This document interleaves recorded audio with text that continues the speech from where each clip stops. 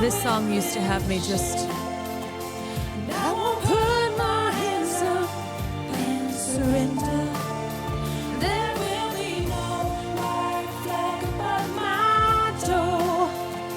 I'm in love and always with me. I will go down with it's chilly outside, not in the house. Chilly outside. My nose is running a little bit. Surrender. There will be no white flag above my door. I'm in love and always will be. Oh yeah, some chili sounds good. I'm not feeling that great, so I don't know how long I'm gonna stream. I do say that sometimes, and then I end up streaming quite a while. But yeah, I don't know. I haven't been sleeping well. So I just feel like really nauseous, and I have had a headache all day. So we'll see how long the stream is tonight. Are you excited for the Peacemaker season 2 finale? I'm so excited. So excited. Do you have this for the Bad Buddy discussion? Yeah, yes. Do they know any other artists besides, I don't even want to call him an artist, Lee Greenwood? Anyway, I did think the last episode of Peacemaker was supposed to be the finale, but it's not. Thank God. We still have one more episode. It's so good. If you're not watching Peacemaker, what are you doing? Chuck, Splat! Thank you for the 31 months. Dog Breathe, thank you for the tier 1. Trapcom, thank you for the 13 months. I'm Han, thank you for the 8 months. I need to catch up. I haven't started season 2 at all. Ugh. You're missing out. It's so good. I've been watching a lot of TV and nothing has really been that great. I don't think this season of Gen V, maybe I'm just kind of over the whole shtick. I don't know. It's just not as good as it used to be. Alien Earth, fucking, I don't know. I ended up being really disappointed with just how they rolled the story out on that. I just watched this show called The Girlfriend, starring Robin Wright, who also directed a bunch of the episodes. It was kind of trash, but I was addicted to it. But it's not very good. Arched, thank you for the 5. Oh, the voices. Thank you for the 5 gifted subs. Okay, I need to put some background. Alicia Keys Fallen. Let's see. Lo-fi. Let's get some. The new Ed Gein series on Netflix is Ryan Murphy's newer show. He needs to be stopped. Somebody has to stop him. Nice shirt, thank you. Somebody has to stop Ryan Murphy. And also, why was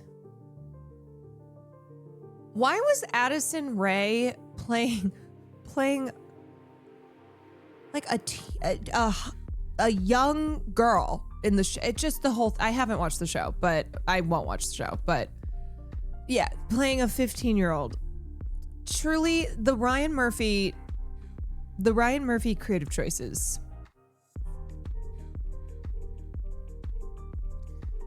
I don't understand. Speaking of Alien Earth. Oh shit.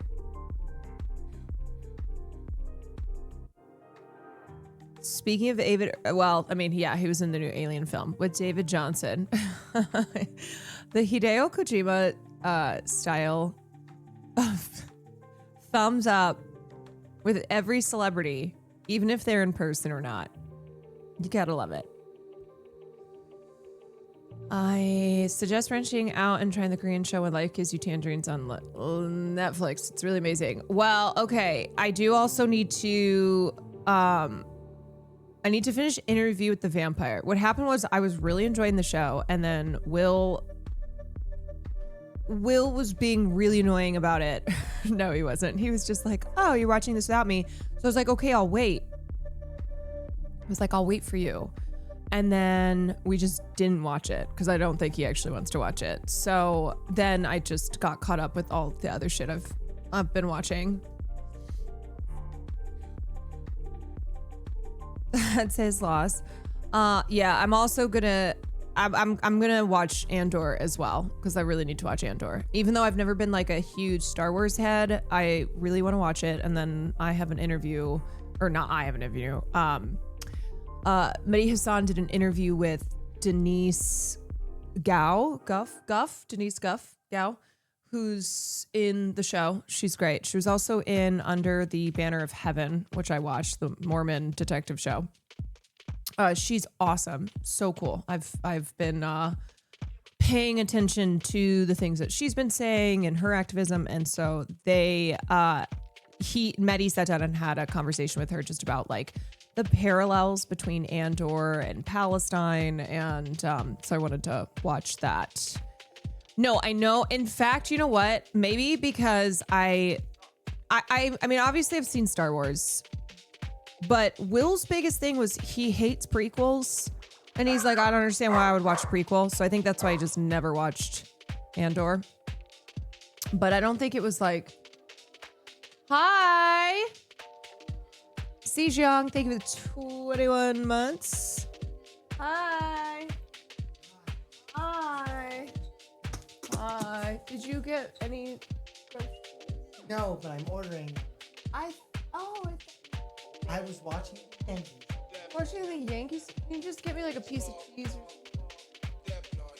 or something? I don't know.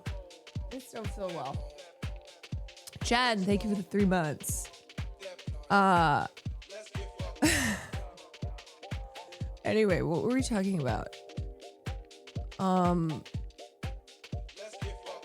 Andor. Yeah. Okay, so that's on my watch list as well. What else is? Oh, you know what? I don't know if Mortificent's in here, but I ended up watching that one. That one show on Netflix that they had recommended. I can't remember the name.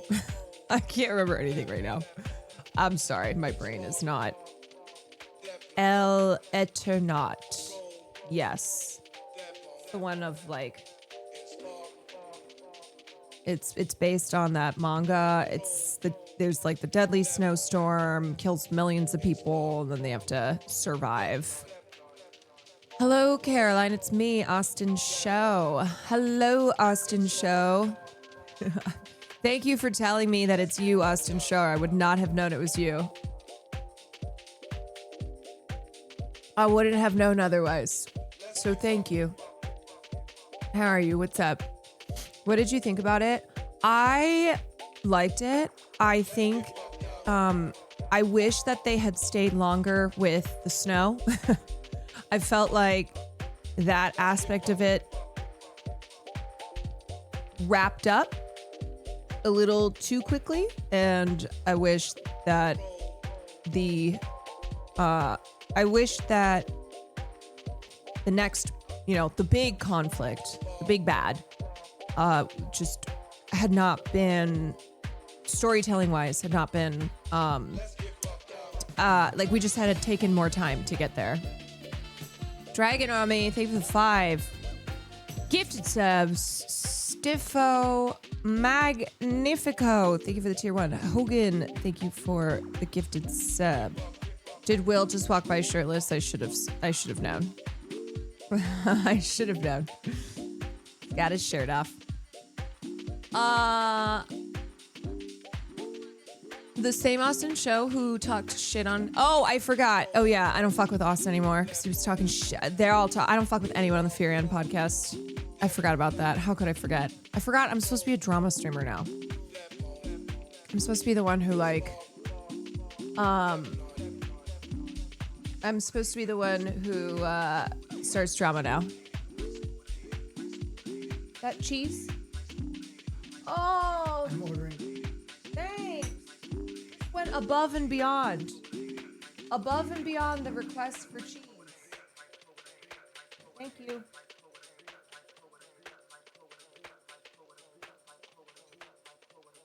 What did we talk shit about?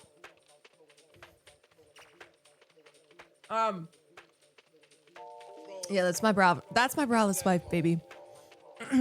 It was when I called Will because he had misplaced the key and we had to find the key for the passports. Awesome. Remember we talked about the passports where I was like, we have to get these passports ASAP or else we can't go to China because we have to get the visas. Oh, yes. Uh-huh. Yeah, you know what? I'm coming on Farron one of these days just so I can talk shit on everyone else. Okay? It's gonna be the Caroline talk shit on everyone. I was looking at hotels in China. Cheap, my God. Okay, but what is... I feel like that's relative, though. What does that mean? What does that mean per Austin Show's standards? I'm foaming at the mouth. They're like giving them away. Basically, they it's practically they're paying you to stay there. A room at the St. Regis was like $110 a night. Damn. Okay. Okay. All right. Talk shit about Ryan Murphy more. You need to roast him like you did Keith. Bro, I have talked so much shit on Ryan Murphy. I've had like full streams that I'm just like, someone needs to stop this man. Someone needs to stop. A suite at the Ritz was $289. Oh my God, we should just move to China and live in fancy hotels. Just replace Marsh. Oh, he would gladly let me replace him.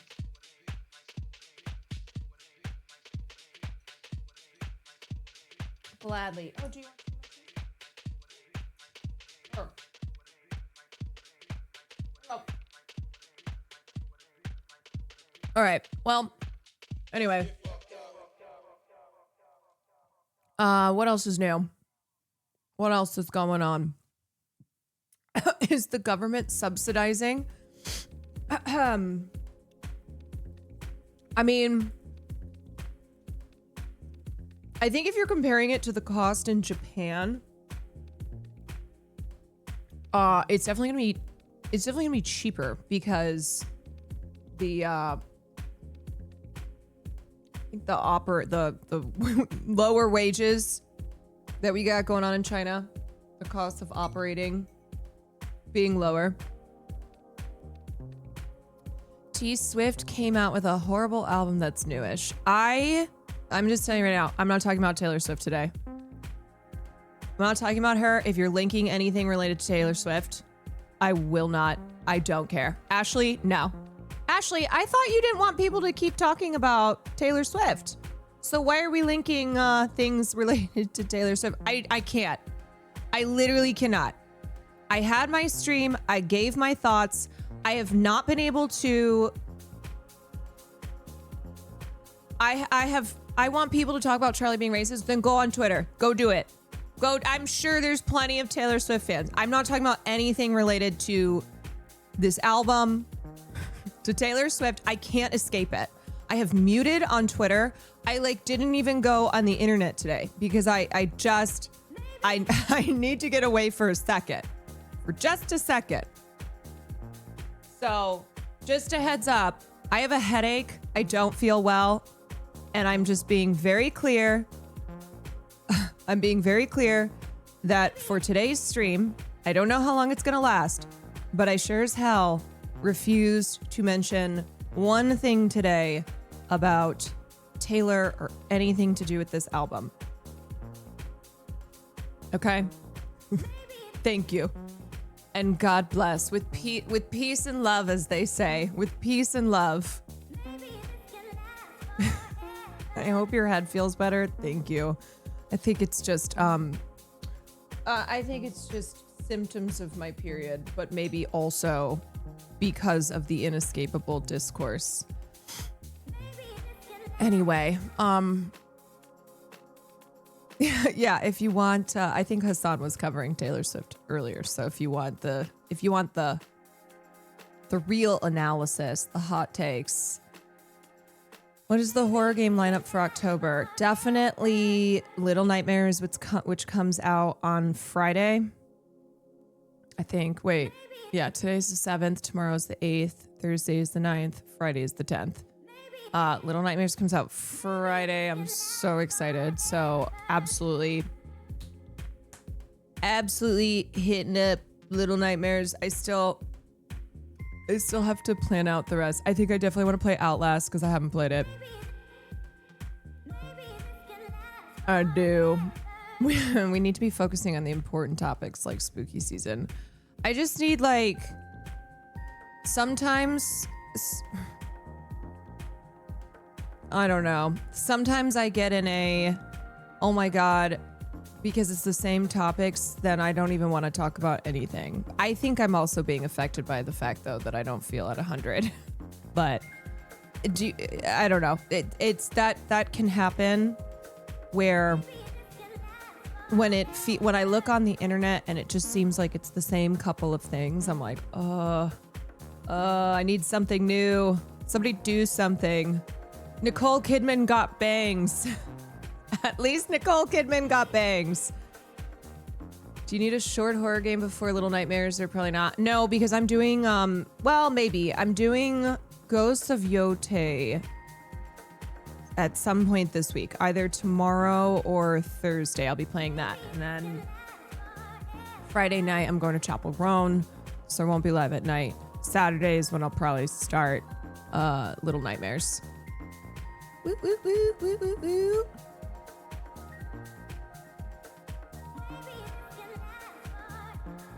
It's also like at some point, what else can we say? Enough discourse in circles. I know. I'd rather just sit here like this.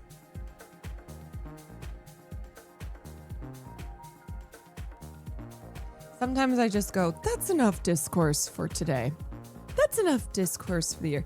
Thanks for the invite to chapel. Take it up with Cutie Cinderella.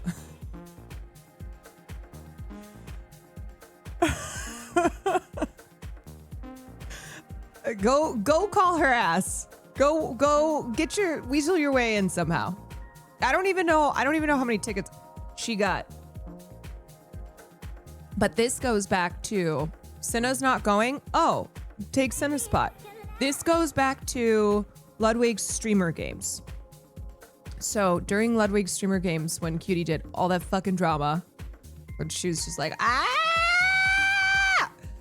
she, as part of penance towards Cinna, offered her, I think it was like subs, Oogie Boogie, a kiss, Chapel Roan tickets. And I was on the call and I went, hello.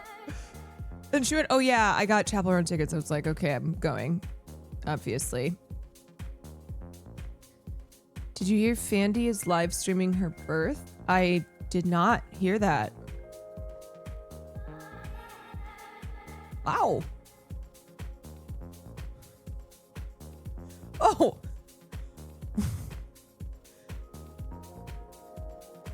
That's crazy. If that's true. If that is true, that's pretty nuts. The first baby to be born on Twitch.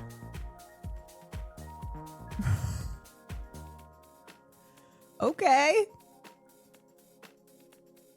I mean, I'm sure they would have to show not the whole thing.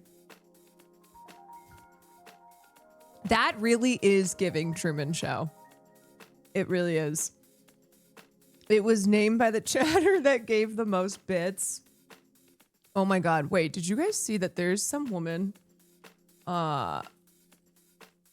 Anyone see this? charges $30K. I realized I'm in the wrong business. Okay, speaking of babies, not even subs, just bits. Whoever donates the most bits gets to name the baby. Okay, I am in the wrong business. This woman will name your baby for $30,000. I would do it for like $10. Naming a baby used to mean picking between grandma's middle name and whatever was trending on the playground. Now you can shell out $30,000. I love this, like, you can shell out. It's an option. $30,000 to a woman in San Francisco who apparently creates the perfect identity for your baby. Okay, before I get to the rest of this, my question is, I'll do it for $10. My question is, what if you hate the name? Do you still have to pay? Because is it pay up front and then someone's like, yeah, your baby's name, how about Emily? Or like, how about little baby? Is the baby a fucking brand? I mean, that's the world we live in, folks. The world we live in is that now you are a brand from the moment you're born. Okay? When you come out of that womb, when you're a baby opening its eyes for the first time, welcome to your brand. PayPal Johnson. You're not good at this. Well, the point is what does being good mean? That's what I'm saying. If I'm like, okay, great, I will create an identity for your baby, and then I just pick a common name.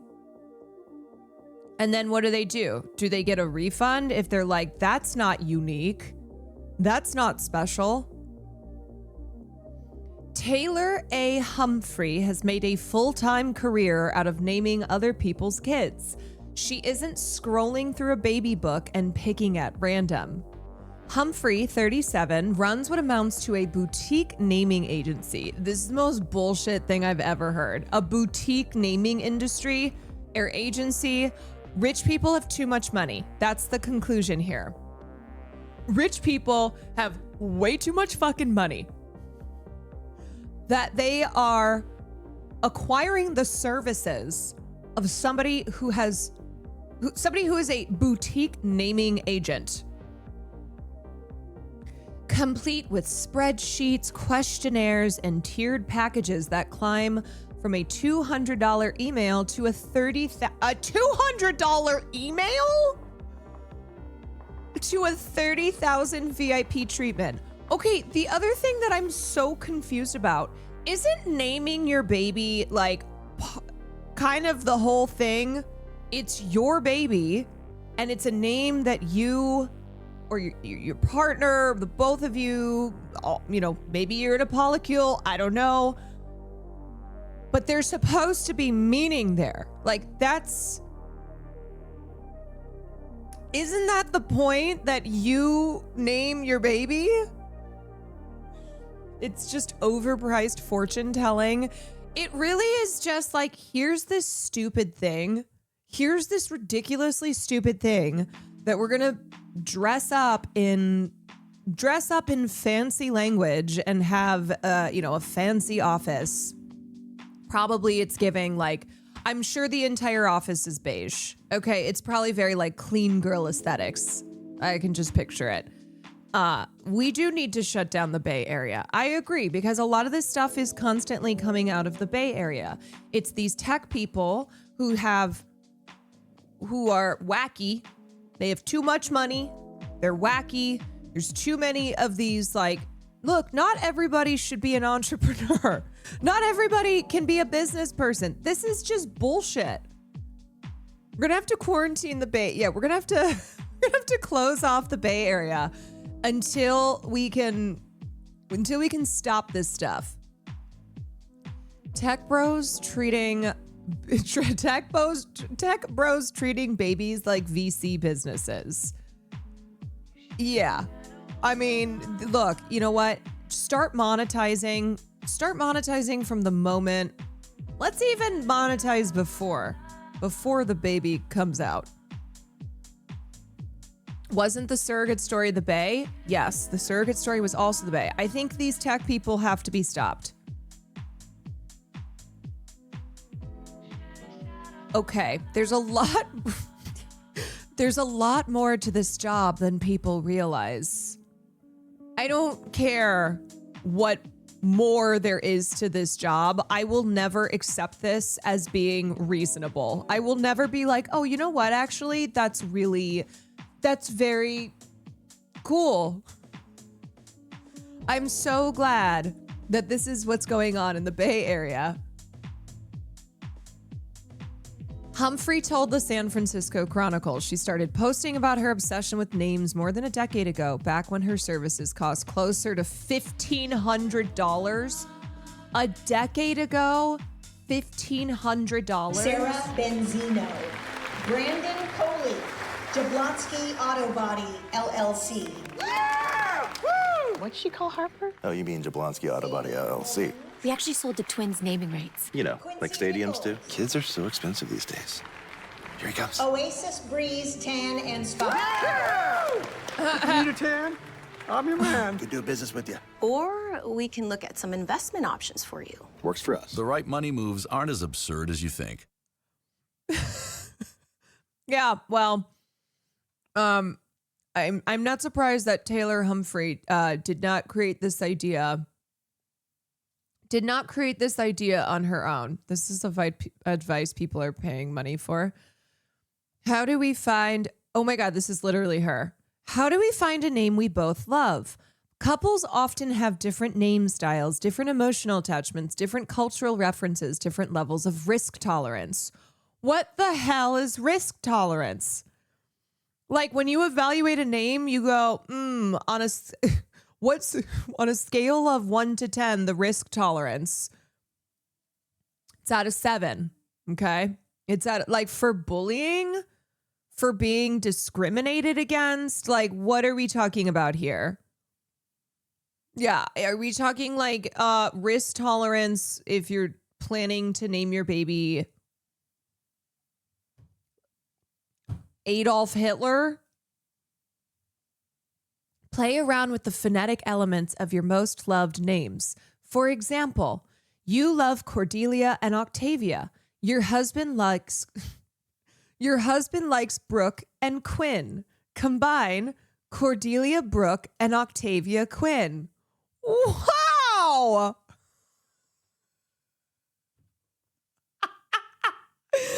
Oh my God, you know what? That's worth more than $30,000, okay? It's worth more. Give this woman all the money. Or you can shorten the name. Corey, Cora, Tavi, Via. Okay, now come on. You can elongate. Brooklyn, Quincy. Consider Clara, Scarlett, Camilla.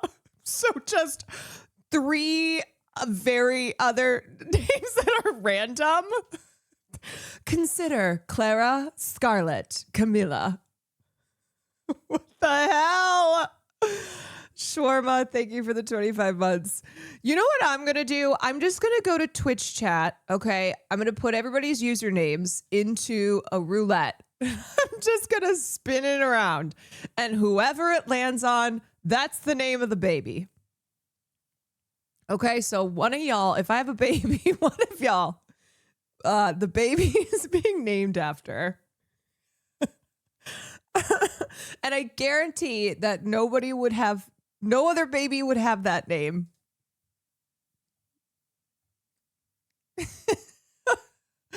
Oh my God, this is so insane. Dragon would be metal. Okay, Dragon would be metal as fuck. But here's the thing. I think it has to be the entire username. So it would be Dragon Army 4208. That's the child's name. Okay, let me read more of this because I'm sure that there's just more insanity to come.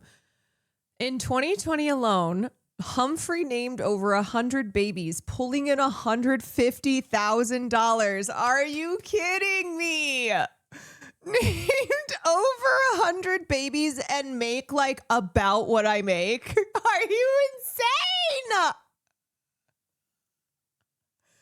That's fucking crazy.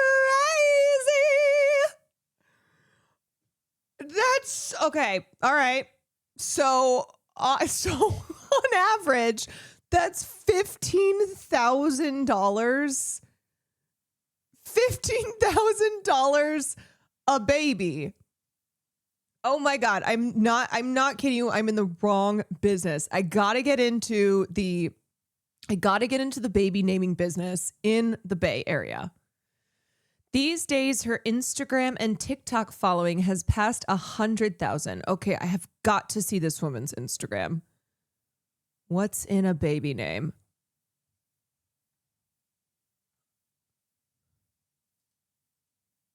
Interview with Ryan from Herald Now in New Zealand. I had so much fun. I will say that when I got on the call on the Zoom link, the way that they introduced my segment, like about 10 minutes before I actually went on, I was just like, oh no, this is going to be so bad. Okay, can I say something? Can I say something that is real as fuck? This is only something that a white lady could do. A white lady like Taylor Humphrey could do something like this. All right, let's keep it a buck. And look, she's getting money from all these rich VC types, all these Silicon Valley stupid buttheads who are like happy to pay $15,000 for this stuff. So, you know what, girl? You know what, girl? I'm jealous. I guess that's what it is. Like, I can't believe that you've managed to make this into a business.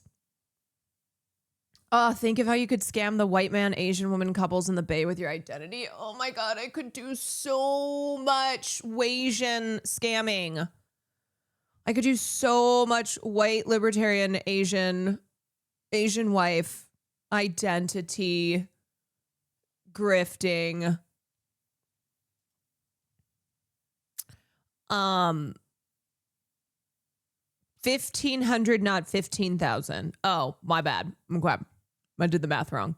These days, her Instagram has passed 100,000 and her portfolio boasts more than 500 babies stamped with names she helped select. Do you know what would be okay? Do you know what I would do though? If I had this business, I would have like an actual stamp. It'd be like a tattoo, and it would go on every single baby that I named.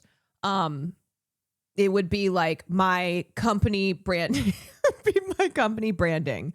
So every baby that I've named gets the actual stamp. Yeah, it's got, look, I have to trademark somehow.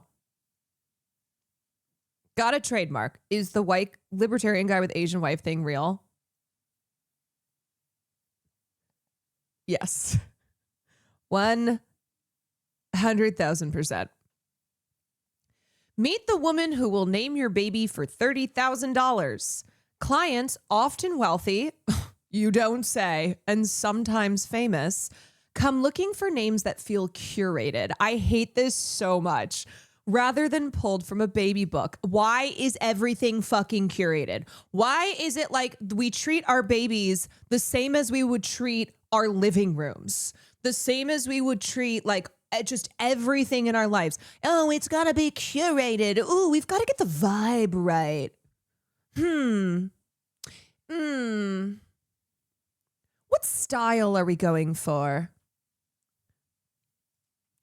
Humphrey uses branding questionnaires, family genealogists, and even group brainstorming sessions to land on something that feels unique without veering into why did you do that to your child territory. Her add-ons can include baby name branding, designing a family aesthetic. I hate this so much. What a family aesthetic. Everything is a brand. We're all just brands. We're all just aesthetics we're just things. It's just things. or mining the family tree for hidden gems. Oh my God. You know how we talk about that wealth, like the more wealth you have, the more it means you can just pass off labor to others. You pay people to provide labor for you, whether it is shopping, whether it is cooking, whether it is raising your children, doing your finance, your finances. Like, it's basically the more money you have, the more you just pass off that labor, even if it's small, right? Even if it's a something, if it's personal too, like naming your child, you just pass that off. You just pay somebody to do this for you. It is literally that the richer you become, you just don't have to do fucking anything. And it seems that you don't want to do anything, and you can't do anything for yourself. You just cannot do a single thing. I have worked for extremely wealthy people, and I realize the wealthier that they became, the less that they were capable of doing. They just offload all that shit, but it results in them being like incapable of doing anything. Anything. You know what? I am going to come in. I'll just like use chat. You just use ChatGPT. There's your baby name. There's $30,000, Hello.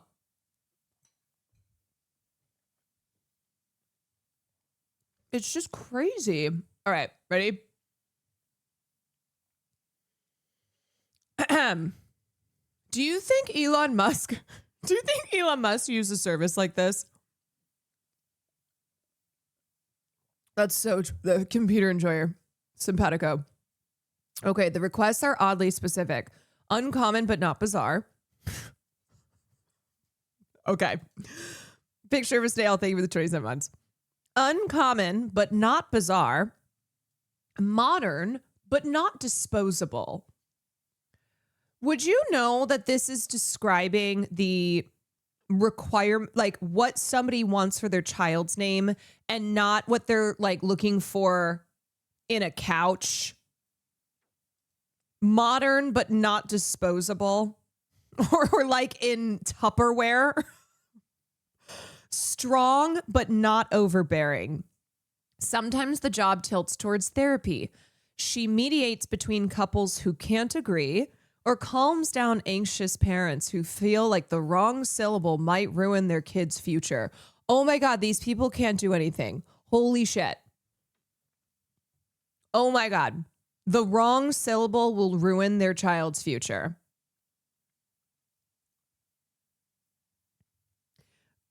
Go fuck yourself. Honestly, fuck you. Just fuck you. You people are so annoying. You're so insufferable. Sometimes I get calls from clients that are so urgent that I need to drop everything, she admitted. While some parents think of it as insurance against a regrettable choice, unsurprisingly, critics online have made her a punchline. Yeah, it's the easiest punchline in the world. The New Yorker profiled her in 2021, sparking a wave of mockery and memes that hasn't really stopped. Humphrey doesn't deny the absurdity. It's a little embarrassing when you get made fun of on the internet, she told the Chronicle. But at the same time, I'm like, well, it is silly. I come up with baby names for a living, and she makes a fuck ton of money doing so. Silly or not, the business is booming. With a backlog of clients and a market of parents who treat names like brand launches, Humphrey has managed to put a price tag on identity itself. That's what it's all about, a price tag on identity from the moment you're born. And people are lining up to pay it. Yep, this is the world that we live in. This is the world that we live in.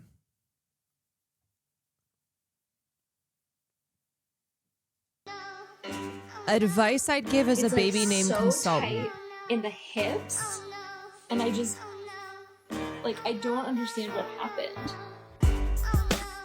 I don't think it's that bad. I think it fits well.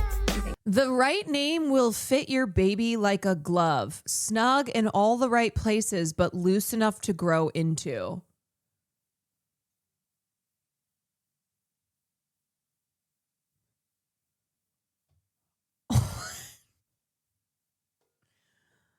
Oh my God. Oh my God. These people just think, you know what it is too? Because they don't have problems like everybody else does. And so they get to spend all this time thinking about something like a baby name. Is it going to be like a perfectly fitting dress where it is tight enough, but there's room to grow into?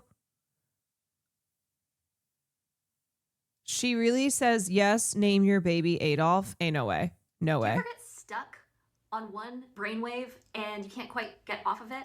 I just got off of a radio interview and I'm pretty sure, oh my God, oh no.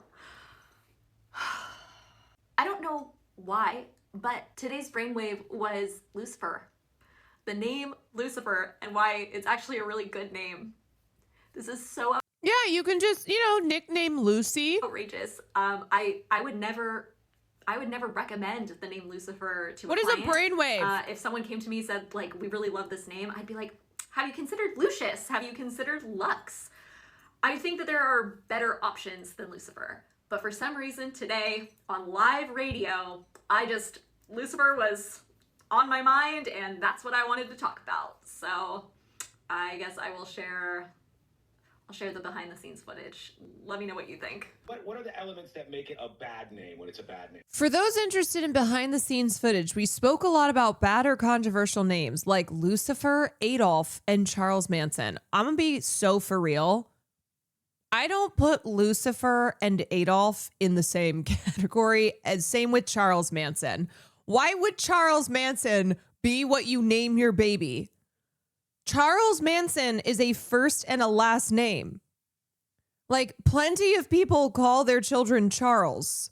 Why? Who the fuck would name their child full name Charles Manson? I really love the name Charles Manson, but obviously the, connotation there. I guess if your last name is Manson, okay, I guess.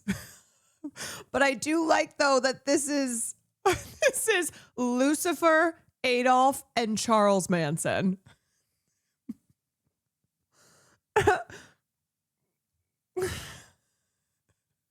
Like if somebody you hear it and you're just like, oof, God, that is terrible. Yeah. What makes it a bad choice? So I have to be totally honest here. I love names. I feel like there are no mistakes in baby naming. A bad name is one that doesn't actually... Wait, but if there's no mistakes in baby naming, then doesn't that kind of reduce her importance? Because don't these people need to... Yeah, it sounds like she's talking herself out of the job. The values of the family that's choosing the name. If you're a staunchly a very conservative religious family and you chose the name Lucifer, that wouldn't make sense.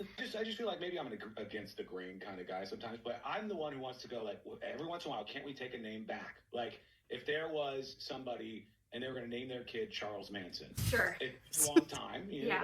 You're going to remember his name right off. You're like, oh yeah, Charles Manson. Right. And that person can reclaim the name moving forward. Is that not doable? No, what do you mean they want to name their child Charles Manson? I think what do you mean taking the name back? Oh my God, fuck off. I totally defer to the parents on any choice if it comes to reviving a name. I think that there are many names that we should. I am reclaiming the name Charles Manson starting today. And every single one of my children will be named Charles Manson. Be reviving. I was actually just having a conversation, oddly enough, about the name Lucifer, which means light bearer, right? It has this really beautiful meaning. And on average in the US, I think about 5 to 7 boys are named Lucifer in any given year. So it is a name that people are choosing. It's very unpopular, obviously very controversial, but it's time to reclaim John Wayne Gacy. Yes, my children are going to be named Ted Bundy, John Wayne Gacy, and Charles Manson. Name. So I mean, I wouldn't necessarily recommend that. I mean, it's not. I'm reclaiming them. Families, but okay, that's not as bad as. She follows RFK, JD Vance, and Ron DeSantis on Instagram. Interesting. Maybe she just really likes their names. Maybe she's like Ron DeSantis. That is a beautiful name for a baby. A beautiful name. Little baby Ron DeSantis. Yeah, that's not surprising to me at all. Okay. All right. She has a blog on why Elon and Grimes' baby name will change the course of human history? ? Oh. Elon Musk and his son, XAEAE12. Okay, let's see what the hell she has to say about this. Not sure whether to take the dad joke making, meme loving, Twitter finger friendly CEO seriously. That is not how I would describe Elon Musk, but fans and foes waited for an official confirmation. The next day, Grimes confirmed via Twitter.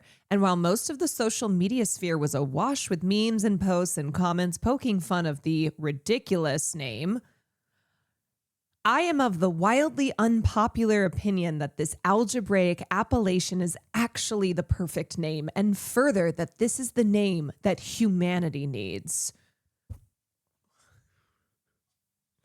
Remember that 2016 movie Arrival, where Amy Adams played a linguistics professor who has to find a way to communicate with the aliens, whose egg-shaped crafts hovered closely above the Earth?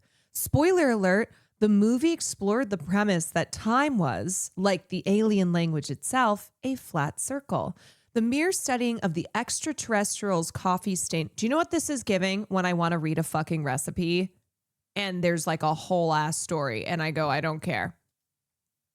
In order to transcend the vector of time, Amy Adams had to study, interact with, grapple with, and focus intently upon this extraterrestrial articulation. Something that was by its very existence tangential to our common state of reality, something completely out of the ordinary. Likewise, there's nothing ordinary about life in the time of Corona, and perhaps extraordinary times call for extraordinary monikers. I wonder if, and this is so out there, but stay with me, seeing baby Musk's name written, spending time with it, dissecting it, and listening to the meaning behind it will have a similarly construct-breaking, dimension-bending effect on society. No, I don't think so. No, I do not think so. Ash Archangel is how it's pronounced. In the midst, you know what this name is good for? When the aliens take over, you go, hey, I'm one of you. Hey, my name is... And they're like, okay, good.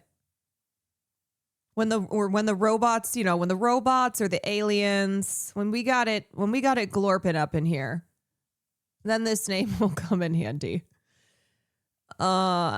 Okay. So basically she's just like, this is a name that reminds me of the film Arrival. Now she's talking about Star Wars. Oh my God. Okay, I really don't give a shit to read the rest of that. Jim Jom, thank you for the tier 1. Hogan, thank you for the gifted to little baby Charles Manson. Little baby. She follows RFK JD DeSantis on her professional account, but Joe Biden and Hassan Piker on her personal account.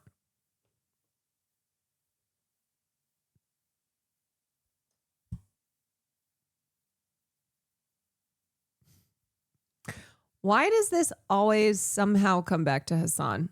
You know what? Just like I can't escape Taylor Swift discourse, I cannot escape who follows Hassan on Instagram. I never can. I swear to God, every time I am talking about a story or a celebrity or something, there's going to be a piece of this puzzle that is, they follow Hassan on Instagram. Not even the Pitcast is safe. I can't even talk about the Pit.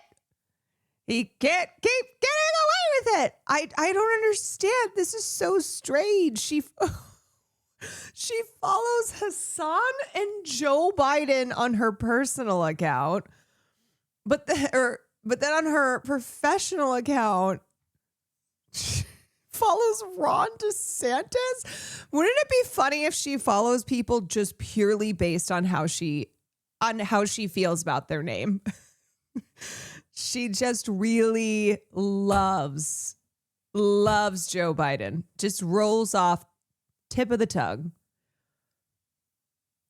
Oh my God. I do forget though that Hassan, I don't forget because I'll go on Instagram and like one of these fucking photos will show up. But he posts thirst traps on Instagram. So there are definitely people who follow him who probably follow him just because of the thirst traps. Meet Taylor Humphrey, the San Francisco woman charging $30,000 to help parents name their babies. Okay, here's my question. I need to know what the hell this $30,000 thing is. How do you pitch this to people? How do you go from $0 to making any money whatsoever? I genuinely am like, is it just being a white lady named Taylor out in the Bay Area? You know, knowing all of these tech types and being like, oh my God, have you considered what you're going to name your baby? And they're like, we're still working on it. Be like, well, there's this really exclusive agency that can help you with the entire process. It's called Caroline Kwan Naming. It's called Kwan Naming. She only works with the most exclusive, high-profile clients. The babies that she has named have gone on to be presidents, world-famous pop stars, sports people. She only names the best babies. What's in a name? How much? Well, it's certainly not cheap, but that's because it's only for the most exclusive, high-profile people.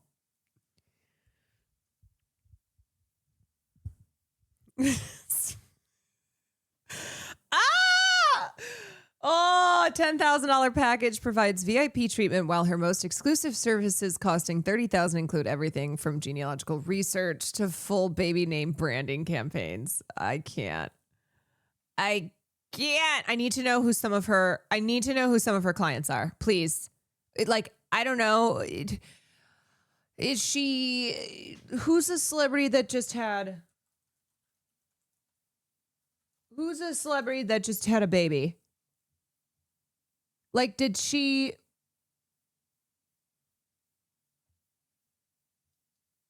Trish Paytas? Yeah. No, that's all Trish Paytas. Is she behind Aquaman? Is this the reason for Aquaman? Aaron, thank you for the 2 months. I hope you're well. What's up? I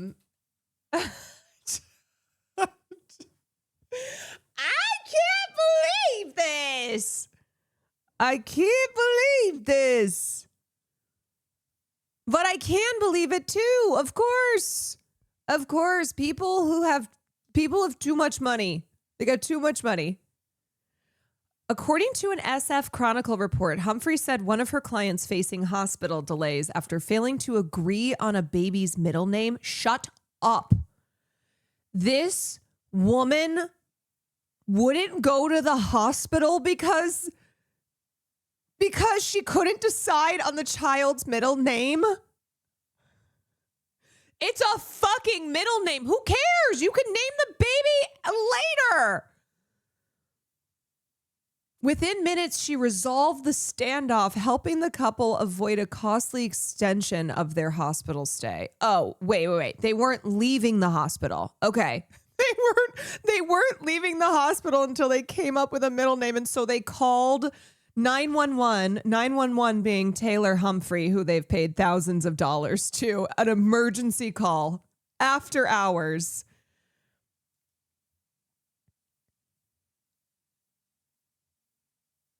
I just need to know some examples. I really do. I really need some examples.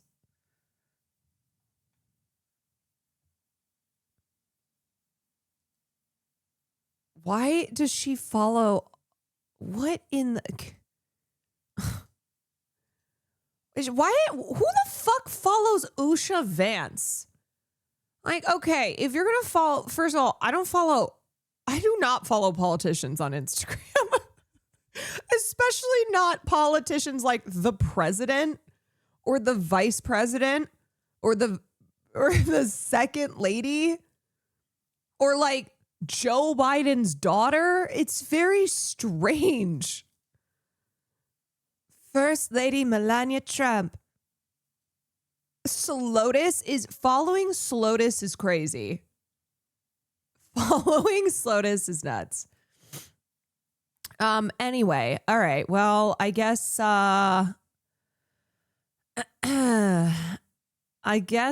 Girly Pop is just, she's killing it out here. What the hell is this? Grand millennial baby names are inspired by the Renaissance, Baroque. Well, okay, so why would I pay her if I can just take one of these names? Clementine Eloise. You know what I mean? It's like, why are you paying? Why pay the thousands of dollars? Just take one of these fucking names here. Offer versatility, timeless elegance, and grandeur. Wow.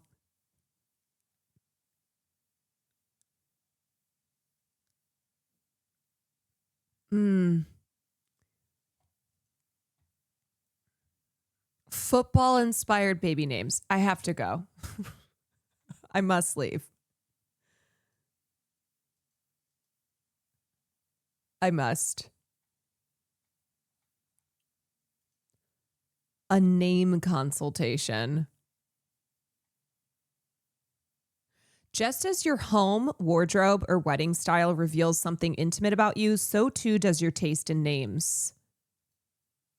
Whether you're drawn to old money, dark academia, coastal cowboy, 1970s rock star, or something entirely your own, identifying your unique name aesthetic can bring clarity, direction, and creativity to the naming process.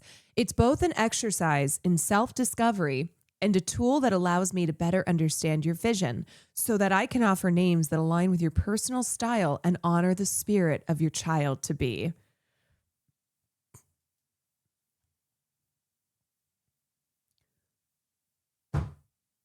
What is coastal cowboy? I'm just picturing coastal cowboy being like gays in cowboy hats in West Hollywood. At the Abbey. Yeah, I really love coastal cowboy.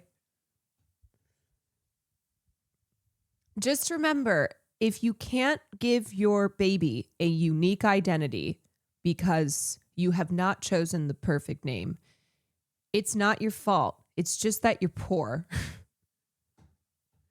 If you don't have the correct name aesthetics, it's because you're poor.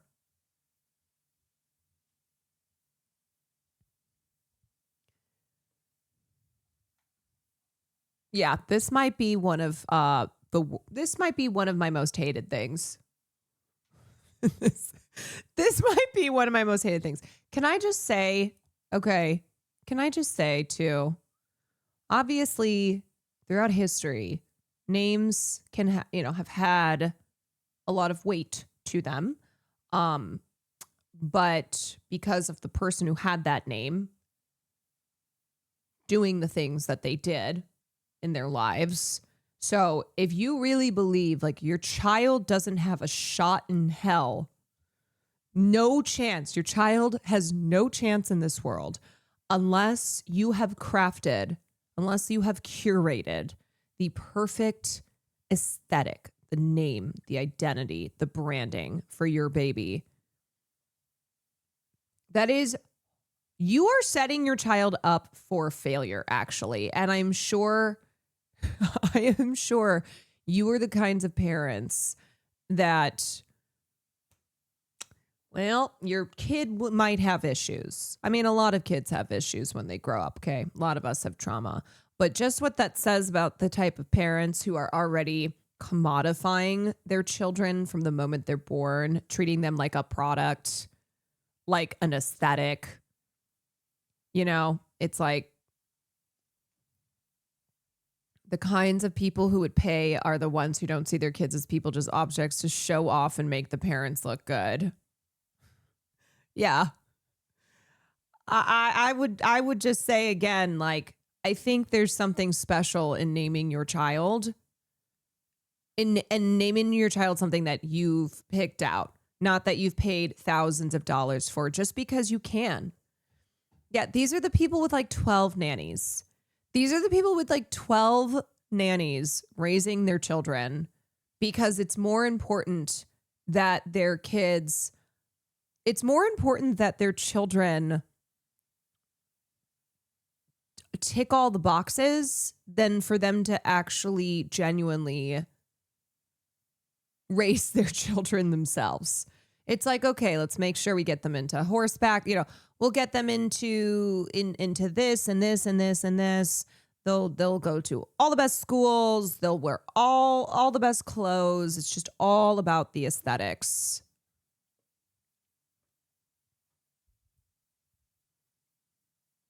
Caroline Kwan just coming. Say hello. Someone in birth. So hope all have a good time. Peace, everyone. Well, did they consult what's in a baby name? Because otherwise I worry about the name for that child.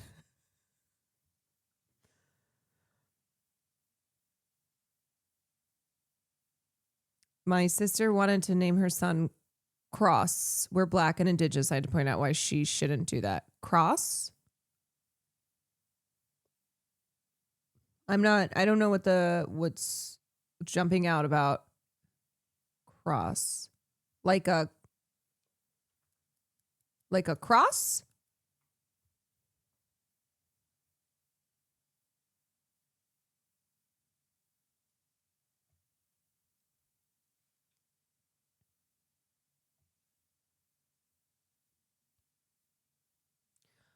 Oh. Wait. But I guess to me,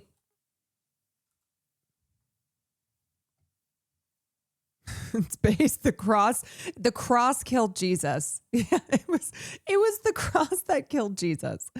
It was nothing else. It was the cross itself. No one else played any part in it.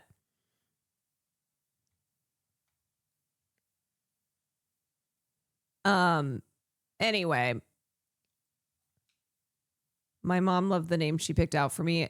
Everyone in my, flash forward to me being a trans adult, I never use that name anymore. Yeah, but like, see how important the name is that you then chose for yourself, right? I mean, names are special and names can absolutely be a part of your identity, but I think it's really fucked.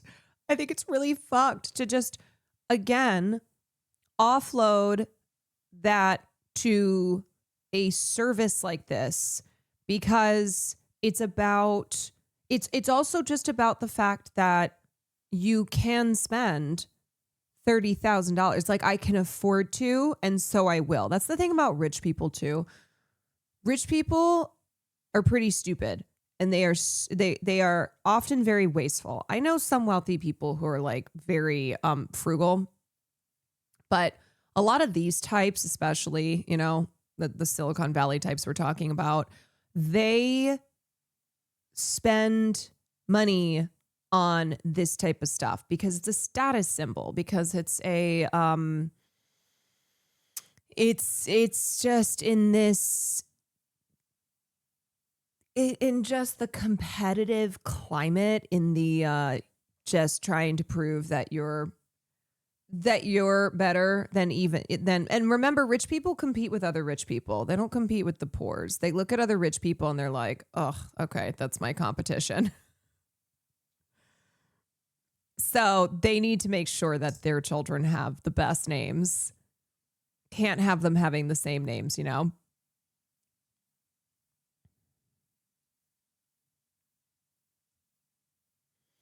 Like it should be a personal choice of the person you're bringing into the world. Paying for a name is so soulless.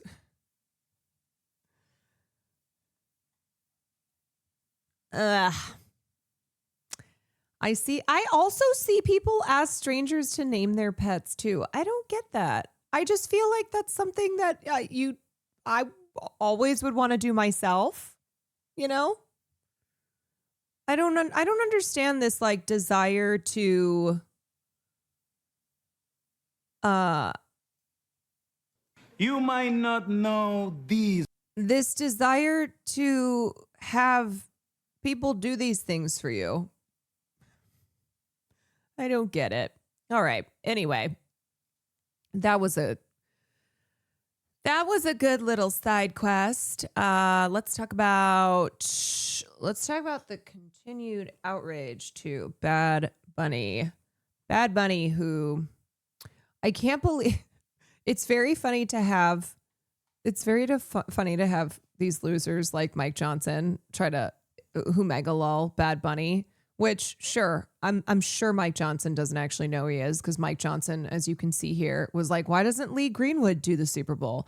These people know one person, and it's Lee Greenwood. They know Lee Greenwood, and they're like, why doesn't Lee Greenwood do it? But the idea that like because Mike Johnson or Donald Trump, who I think Donald Trump's just doing the Donald Trump thing, has never heard of Bad Bunny. As if he's like a nobody rather than the biggest male artist in the world. Just globally one of the biggest names, the number one Latin artist. Like it's Bad Bunny. It's Bad Bunny, baby. So here's Mike Johnson talking about it. I didn't even know who Bad Bunny was, but it sounds like a terrible decision in my view from what I'm hearing. What's that? How come? Well, it sounds like he's not someone who appeals to a broader audience. Okay. So here's the thing. The reason is racism. But Mike Johnson, these people, oh my God, these people are not even good. They're not even good at doing this outrage. They're not. They don't pull it off. They do not pull it off. When he's like, oh, I don't even know Bad Bunny, but seems like a bad idea. And the interviewer's like, why? Wait, you don't even know this guy? So you don't even have, this isn't even I personally don't like his music, or I know about him and he's not very popular. I don't know why they would have him. And so he's like, well, why? And he's like, because no one knows. Bad Bunny was, but it sounds like a terrible decision in my view from what I'm hearing. What's that? How come? When he pauses and says, wait, what's that? Because he probably didn't expect the person to be like, why? Why is Bad Bunny a bad decision for the Super Bowl? You guys all keep saying this. Like, this is how simple it is, folks. You just have to ask these people why. Be like, why? Why do you say that? Because then the whole thing unravels and they're like, because. Well, it sounds like he's not someone who appeals to a broader audience. And I think, there's so many eyes on the Super Bowl, a lot of young, impressionable children. And I think, in my view, you would have Lee Greenwood or role models doing that, not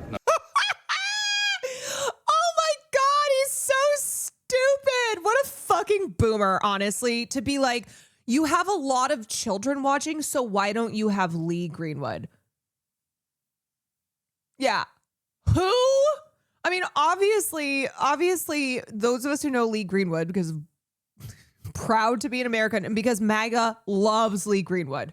MAGA loves Lee Greenwood. But the idea that children watching the Super Bowl are clamoring for Lee Greenwood. Lee Greenwood. Can I? Lee Greenwood. Oh, the children yearn for Lee Greenwood. Oh, indeed. Like this guy? Really? Is that who? Is that who the young people just really want to see on stage? Lee fucking Greenwood singing Proud to Be an American. He has one song and he panders to Trump. It's so silly. Thank you, Mr. Speaker. Any reaction? Right. And this just goes to show this is playing the part. Okay. This is following the script. The script is boo Bad Bunny. So we can't have Bad Bunny. Bad Bunny can't perform at the Super Bowl. Bad Bunny shouldn't perform at the Super Bowl. Except they have nothing. They have nothing to back it up. They're just fools. They're just idiots. Like this clip of where's the clip of right here? Good choice for the She's so Super Bowl. stupid. I'm not. You think Bad Bunny's a good choice for the Super Bowl? I'm not that like knowledgeable about him, but it seems fine, and I don't know why it's a big deal. Seems like a great American artist. Mike, I haven't watched Andor yet. So sure, He's why not an American artist, but he's Puerto Rican. That's part of America, dear. What do you want to bet that Tommy Loren didn't know that Puerto Ricans are U.S. citizens? But this is what I mean by they just follow the outrage script, every single one of them, and then talk about stupid. Look at this dumbass.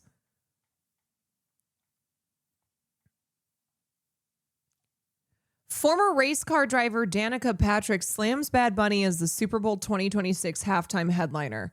No songs in English should not be allowed at one of America's highest rated television events of the year, not just for sports. Does she know that she's not even saying what she's trying to say? She got a double negative up in there. No songs in English should not be allowed at one of America's highest rated television events of the year. They can't even construct their racism properly. Hey, speak American. Hey, speak American.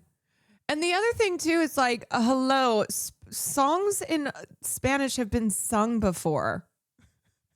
You had Shakira, and Shakira did the Super Bowl. Like, this is not the first time. They're just saying this because Bad Bunny has said what he said about ICE.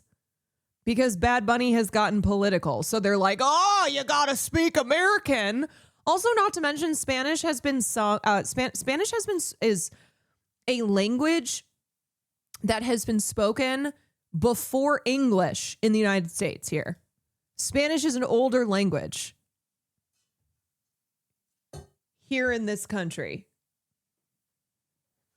Speak American. What's this Spanish? Mycrafton, thank you for the 3 months. Randolph, thank you for the 15 months. Oh, it's just so silly. But I'm doing the Super Bowl halftime. Okay, so Bad Bunny hosted he hosted SNL, and here's a bit of his monologue. You might not know these, but I'm doing the Super Bowl halftime show. And I'm very happy. Bad Bunny on SNL, using his voice in response to criticism surrounding his big new gig. I'm very happy, and I think everyone is happy about it. Even Fox News. Bad Bunny is my favorite musician, and he should be the next president. That was a parody, but there's been real pushback from some quarters against the NFL hiring the 31-year-old superstar, whose real name is Benito Antonio Martinez Ocasio, and who primarily sings in Spanish. Bad Bunny addressing it head on. And also funny, you want to know where the Super Bowl is held this year? You want to know where the Super Bowl is held this year? Santa Clara. You want to know the roots? You want to know Santa Clara's roots? I'll give you one guess. If you didn't understand what I just said, Santa Clara was founded by the Spanish in the 1700s. Okay. heavy Spanish roots. Heavy Spanish roots. You have 4 months to learn. Bad Bunny recently wrapping up a sold-out 31 concert residency in his native Puerto Rico. Yet Bad Bunny opting not to tour the continental U.S. because, as he told ID magazine, there was the issue of like, ICE could be outside my concert.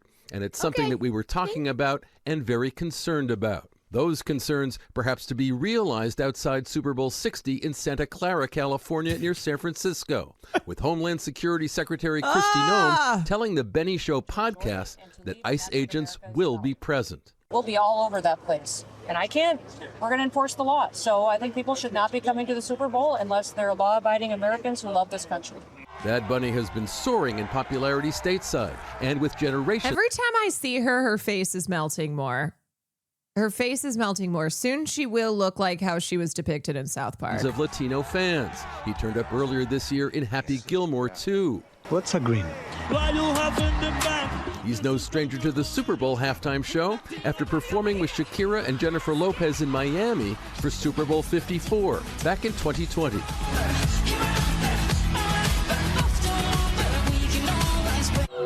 Oh, I'm Now, sorry. the Was NFL that Shakira singing in Spanish at the Super Bowl? Whoa, excuse me. That's not allowed. That's not allowed. Only American. Putting him on the world's biggest stage. I think the NFL absolutely is sending a message by selecting Bad Bunny as the halftime Super Bowl act. And I think that message is that they want to appeal to a larger global audience. Yeah, I don't think the Super Bowl, to be clear, is doing making any type of political statement. It's because Bad Bunny is globally so famous. He is the #1 selling male artist. He is so huge. He is so huge. And guess what? Latinos in the United States make up nearly 20% of the population.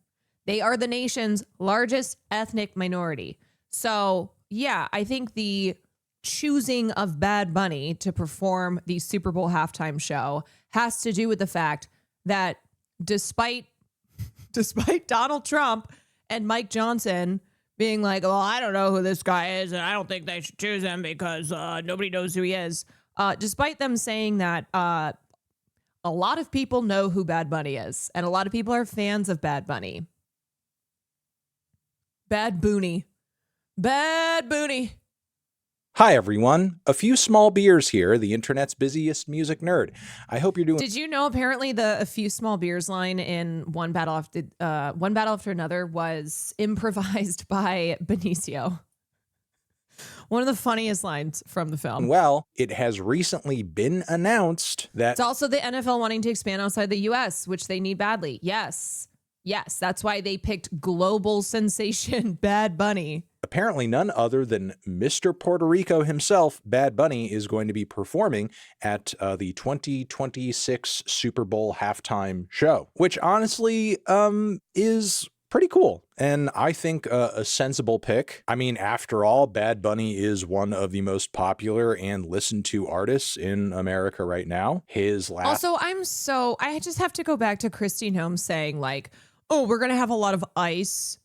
We're going to have a lot of ICE agents at the Super Bowl. Yet the Super Bowl, famously an event that like everyone can just go to. Everyone can afford to go to. People are just hanging out, casually going to the Super Bowl. It's so stupid. Full-length LP, commercially and artistically, did very well. And I mean, I don't know, the Super Bowl halftime show is, if nothing, supposed to be a moment of entertainment for the country that presents a show, some musical entertainment that one of the largest TV viewing audiences that we see every year can partake in and enjoy and just see something, you know, likable in. I mean, that's why Super Bowl halftime shows are usually fronted by artists that are quite popular. Yeah, and I'm sure they'll just end up harassing the employees. Yeah, that's what it'll be. They'll be like, oh, well, we got to do something here, so I guess we'll just harass the employees. or anybody who we're just profiling. Quite mainstream, quite accessible. Bad Bunny meets all of that criteria, so him performing at the Super Bowl, why the fuck not? However, we can't all just sit down and appreciate this potentially landmark moment where you have a Puerto Rican artist and an artist who performs and writes music predominantly in Spanish coming on here and doing his thing during the Super Bowl, because everything is a culture war. The announcement that Bad Bunny will be performing at the Super Bowl has caused all of the right-wing morons across the internet to melt the fuck down like complete and utter losers. It's got people coming out of the woodwork to post pictures where he's like dressed in a dress, or like, you know, cross-dressing for a music video that he put out years ago. How can this guy be performing at the Super Bowl? Oh my God. Which, like, when you actually think about it, I'm sorry, what? Like, you guys know that Prince performed at the Super Bowl in 2007. Right, but it doesn't matter, right? It doesn't matter. These people who were probably also mourning like the death of Ozzy Osbourne, okay, have been fans of rock stars, been fans of people who have been, dressing in the way that when they now see Bad Bunny do it are like, this is a travesty. This is what's wrong with America. Cross-dressing something that has only occurred in recent years. Right? Can you shut the fuck up? But even if Bad Bunny didn't at one point in his life wear an outfit that the End Wokeness account on Twitter doesn't like, obviously the biggest issue that the right wing and MAGA has right now with Bad Bunny performing is that he's not a white guy, and he's a guy who performs music in Spanish and speaks Spanish. And of course, that's something that is a big deal to you if you're a xenophobic, racist fucking idiot. Now, Bad Bunny has, like, you know, very smartly and, in my opinion, expertly handled some of the blowback from this by either not responding at all and just letting a lot of these idiots make fools of themselves, or recently appearing on SNL where he did like a little monologue addressing the controversy, which I don't really think we can play much of it because we'll get dinged for copyright. But anyway, he essentially came on, did his monologue in English and some Spanish, talked about how big of a cultural moment and touchstone this performance was, how it was significant for kind of, you know, highlighting the contributions politically and artistically that the Latino community has provided in America. And funnily, if you didn't understand anything he said, you have 4 months to learn, Spanish before he hits the Super Bowl in February. And a ballsy move, a ballsy brave move, in my opinion, given the current political state of things. Not only because Bad Bunny is... Do you know what he said? If you didn't understand what I just said, you have 4 months to learn. Marjorie Taylor Greene called his monologue perverse. Oh, it's perverted. And demanded that Congress pass her bill making English the official national language before the game. We have to preserve the sanctity of the halftime show by making sure that English is made the official national language.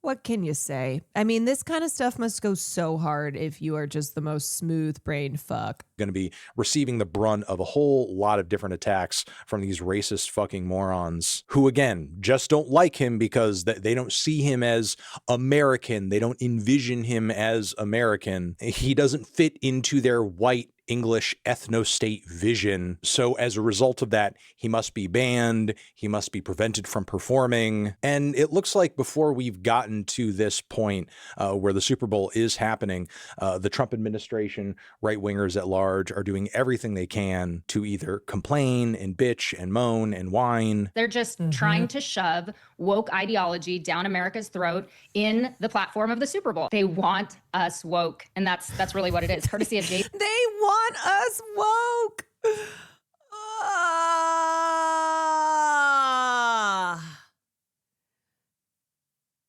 what do words even mean anymore? Words used to have meaning, y'all. Words used to mean something. And Obama. Yeah, I mean, who are we going to have next year? Always come P. back Diddy? to Obama? And now on top of this, you have Trump. Why the fuck would we have P. Diddy? You guys are talking about woke, which we know is just a dog whistle. We know, like, basically person of color equals woke. Why? That doesn't even make sense that we would next in this hypothetical, how woke is just shoved in our faces.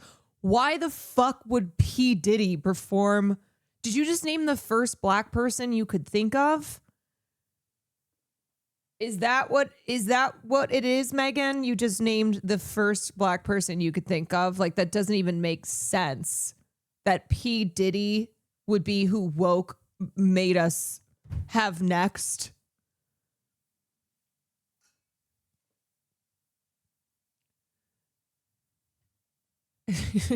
Can they at least pitch someone like Morgan Wallen? Fuck, even Jason Aldean. I know. Can you at least show any understanding of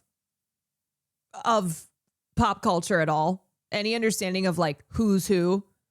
No, just Lee Greenwood. Advisor and human cancer cell Corey Lewandowski threatening that there will be ICE present at the Bad Bunny Super Bowl halftime performance. ICE have enforcement at the Super Bowl for the Bad Bunny Super Bowl halftime show? Benny, there is nowhere that you can provide. Did you guys see that Benny Johnson, who's this loser on the left, most punchable face in America, that he posted like a weird AI video of himself dressed as Batman punching middle-aged Asian women in the face? Yeah, it was. Let me see if I can find it. I have no, I don't know. I don't understand. I don't know what goes, I don't know how these people's, how their brains are. Okay, just real smooth brained, as I said. This shit goes hard. Benny Johnson releases bizarre video featuring him as Batman outside of a Walmart punching Asian women in the face.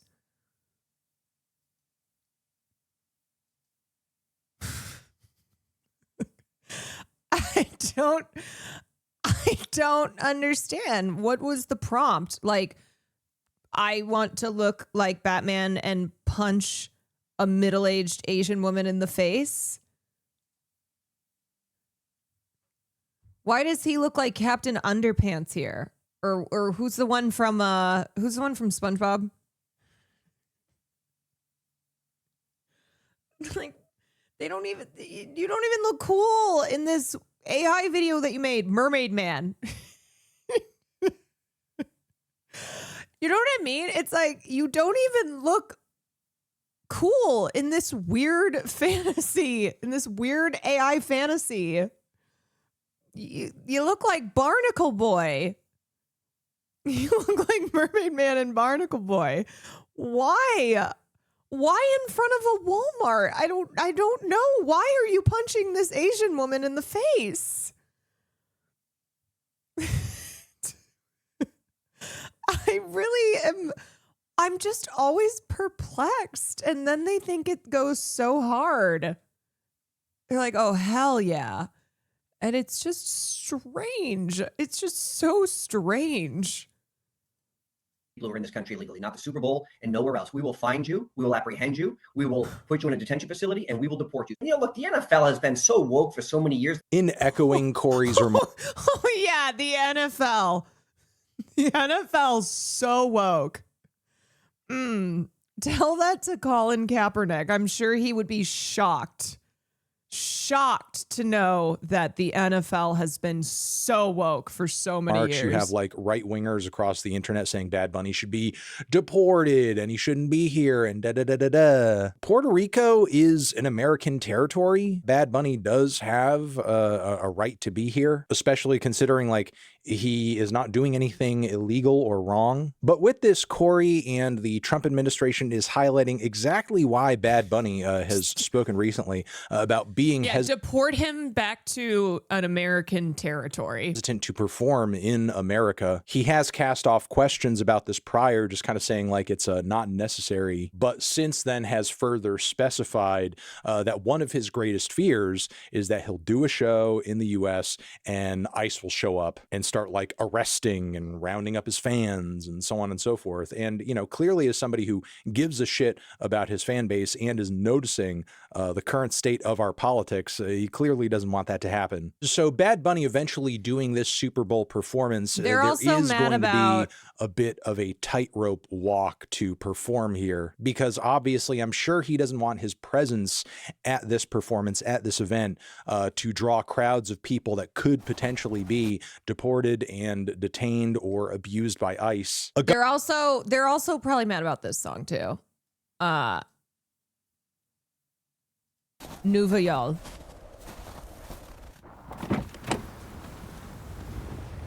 Even though they don't know Bad Bunny too. ¿Y este frío cuándo se acaba? This shit is fire.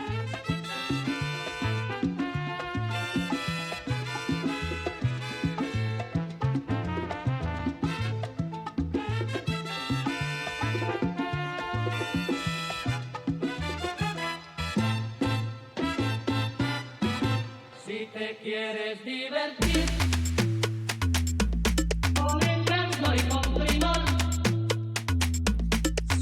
Yeah, you know what? Give me Lee Greenwood instead. Okay, give me that old fart.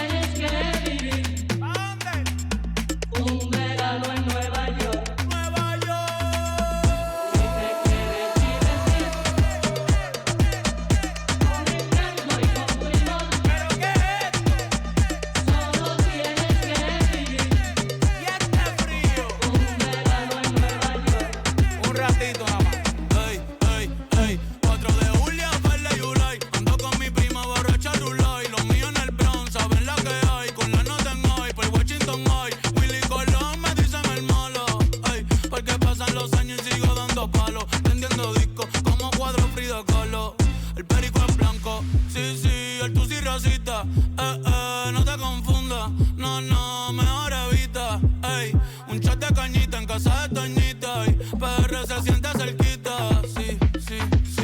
Tengo el campeonato, nadie me lo quita. Cerveza nuevo, no me voy de cerveza nuevo, ¿ok? Puerto Rico. Como Bad Bunny va a ser rey del pop.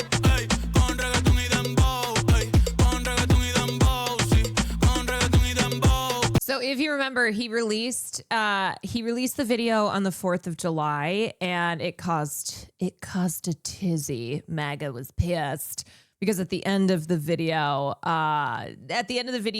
you'll see. Como Bad Bunny va a ser rey del pop. Ey, con reggaeton y dembow. Me siento como el lápiz en tope del dough. Cuando yo nací fue que nació el flow de low a low. Ping pong, flow pesado. Big Pong, con silenciador le robamos las gotas. J-Bone, ey. Yo estoy en la mía, no tengo adversario. No, con los Yankees los me en Soto. A correr que otra vez lo sacamos al estadio.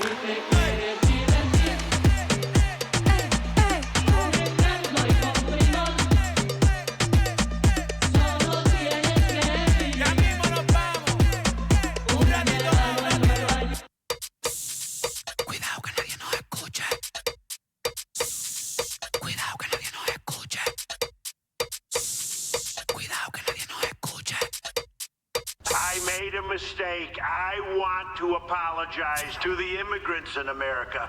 I'm in the United States. I know America is the whole continent. I want to say that this country is nothing without the immigrants. This country is nothing without Mexicans, Dominicans, Puerto Ricans, Colombians, Venezuelans, Cubans, Honduras. Tú tienes piquete, mami, yo también. Tú estás buena, yo estoy bueno también. Huelo rico y ando con los de 100. Si tú lo quieres, lo tienes que mover. Tú tienes piquete, mami, yo también. Tú estás buena, yo estoy bueno también. Huelo rico y ando con los de 100. Si tú lo quieres, lo tienes que mover, lo tienes que mover, be, be, be, be, be, be, be, be, be, be, be. Lo tienes que mover, be, be, be, be, be, be, be, be, be, be. Lo tienes que mover, be, be, be, be, be, be, be, be, be, be. Lo tienes que mover, be, be, be, be, be, be, be, be, be.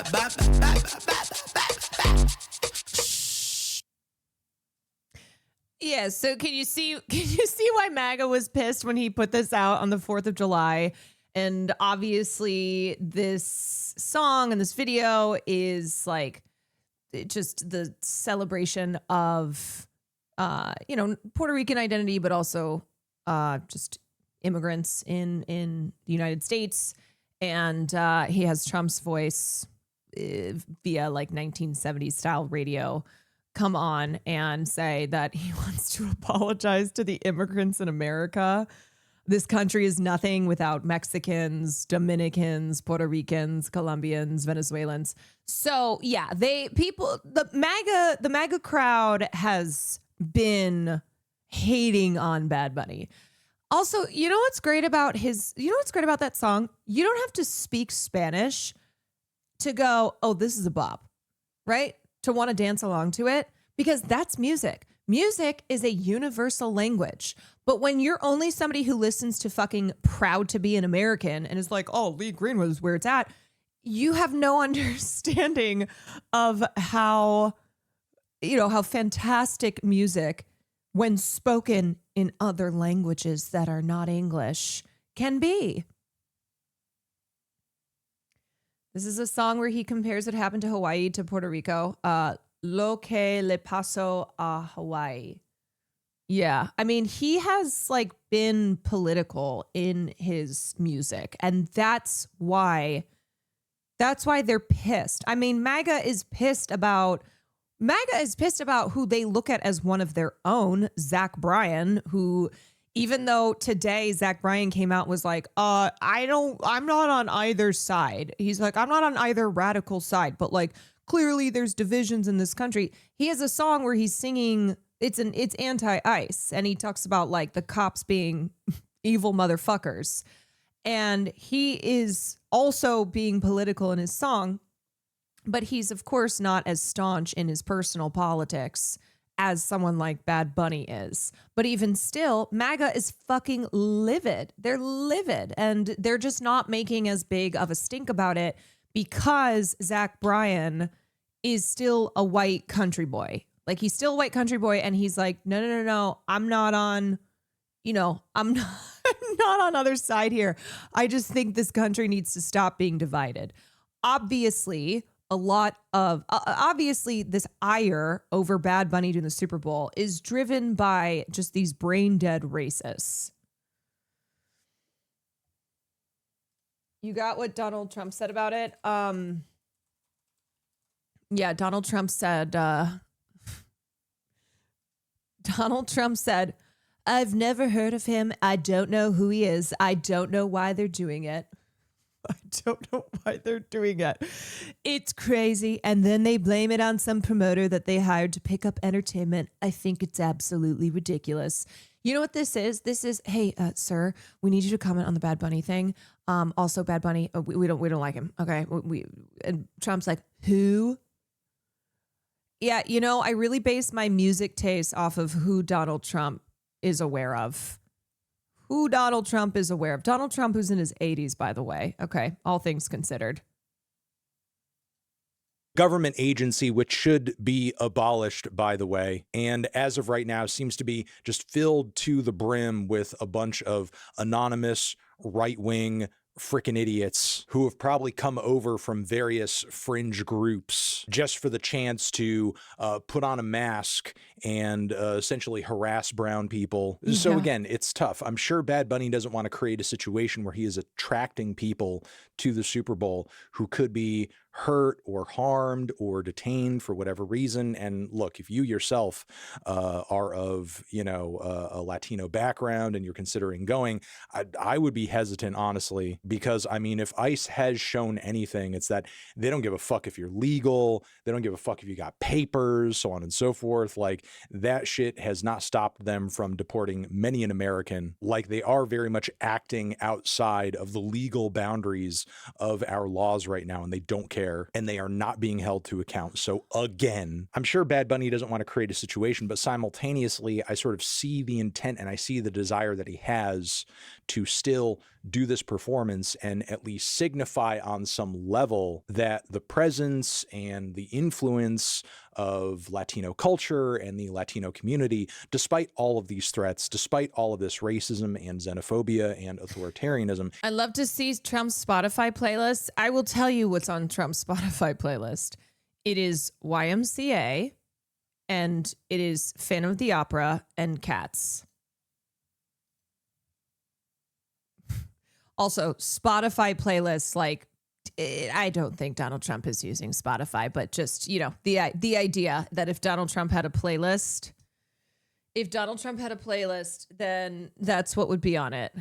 Is not going anywhere. It cannot be stamped out. So again, everything has unfortunately become a culture war to the point where even something as silly and as general and as widely broadcast as a Super Bowl performance is becoming a vector for these greater conversations that we're having right now when it comes to being able to live in harmony with those who may not be exactly like us, which is something that personally I think is doable and very much preferable to the violence and hate and bigotry one would need to embrace in order to enforce the existence of a white ethno-state or a theocracy of some sort. It's total psychos who want to shove that down everyone's throats versus everybody else who just wants to like chill and exist and doesn't really care if there are people around them who have different cultural backgrounds or languages or sexual orientations, outlooks on life, so on and so forth. So I wish Bad Bunny all the luck in the world with doing this performance. I hope it goes off without a hitch. I will talk about it more, obviously, if it becomes a bigger issue. And I would just like to remind everybody who is watching this video, as intense and as dark and as scary as a lot of this stuff is right now, there are more of us than there are of them. I mean, across all music streaming platforms, Bad Bunny has more monthly listeners than Donald Trump. Do you think that the racist haters are the majority here? No. Like I said, the reason that the NFL is betting on someone like Bad Bunny, why they have asked are having Bad Bunny do the halftime show, is because Bad Bunny's audience is young. They are global. He obviously has a heavily Latino fan base, and that is a demographic that the NFL needs to bring in because the NFL viewership is aging. The median NFL viewer a couple years ago was 50 years old. So they understand they need to reach the younger generations. They need to have the NFL's, I mean, they've already been like working on bringing the NFL more globally. So this is absolutely trying to expand outside the United States and then also tap into this viewer, this fan base here. It's like, yeah. So even though you have, even though you have like the president of the United States going, ooh, Bad Bunny, who? Rabbit or whatever. Who's Bad Bunny? Guy who hates ice. It is absolutely still the minority of people who are like, oh, boy, this is the worst thing to ever happen. He doesn't like you. He accuses everything he doesn't like of racism. Do you think maybe we should just kind of entertain blowing off the NFL like a boycott or something along those lines? This guy does not seem like a unifying entertainer, and a lot of folks don't even know who he is. I never heard of him. I don't know who he is. I don't know why they're doing it. You know what? Fucking do it, please. Boycott the NFL, like please. Crazy. And then they blame it on some promoter that they hired to pick up entertainment. I think it's absolutely ridiculous. And while we're at it, I'd like them to change the kickoff rule, which looks ridiculous, where the ball is kicked and the ball is floating in the air and everyone's standing there watching it. It's ridiculous. It's not any safer than the regular kickoff. I think it looks. What? Wait, what? be about, I thought this was just going to be about Bad Bunny. Now he's got some other, look, he's got some other thoughts on how the NFL gameplay goes. He changed the rules for safety and he thinks it looks stupid. I like that. Do you know what's funny? The part on Bad Bunny, it sounds like, okay, yeah, like, yeah, just got to say this, you know, this is just part of the script. But really what he wants to talk about are the kickoff This looks rules. so terrible. I think it really demeans football, to be honest with you. It's a great game, but it demeans football. Do you know what I mean by that? The kick. And this guy here, this guy is like, wait, what are we talking about now? Hold on. Can we go back to Bad Bunny and how white people are being replaced? Wait, I thought that's what we were talking about. Off rule, the new kickoff rule. It's ridiculous. Oh my God. You know, one thing about Donald Trump is that he will go off script. Okay. He will just like hit people with the most random shit. And they're like, oh, okay. Totally, sir. Yeah. He'll do a little freestyle in there. He'll be like, yes, I agree with you. This is ridiculous, outrageous. I can't believe it. But how about this other thing? Sir, we're supposed to be racially antagonizing your audience. Sir, we're supposed to be just like focused on the racism here. We're supposed to be just, sir, hold on a second. Also, yeah, funny to show him at the Met Gala. Trump tried to create the XFL to run as a counter to the NFL, but it collapsed. He's like, look, I've been thinking about this for a long time. I've got a lot of notes for how we should run football. Okay. All right. This other thing, sure. Yeah, can't believe it. But here's the thing that I really want to talk about.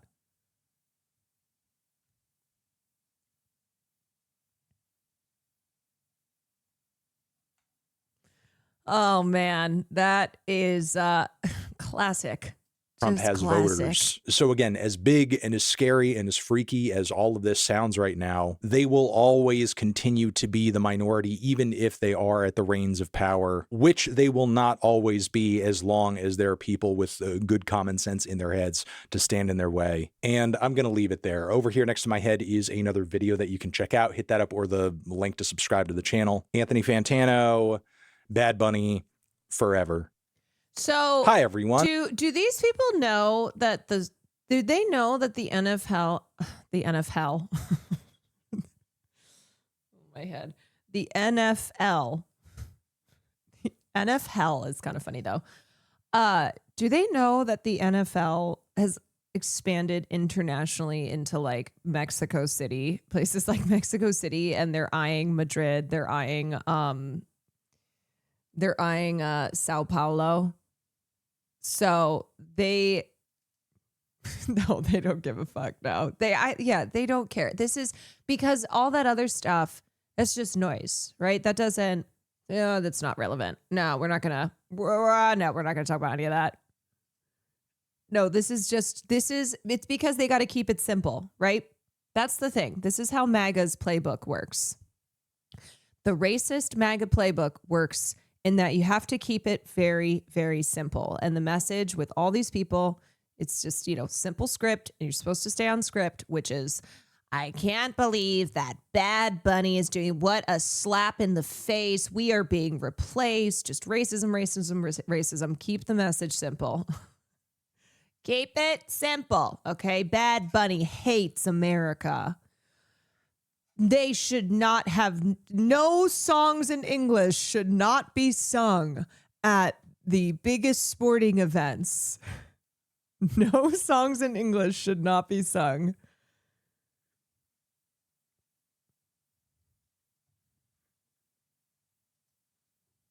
Lately, the global superstar and Grammy award-winning singer known as Bad Bunny has been getting hotter and hotter. Last night, he hosted the season premiere of Saturday Night Live. And next year, he'll headline the Super Bowl halftime show. His celebrity reaches beyond the music industry, spanning generations and encompassing politics, Caribbean culture, and Puerto Rican and Latin pride. Hotter and hotter.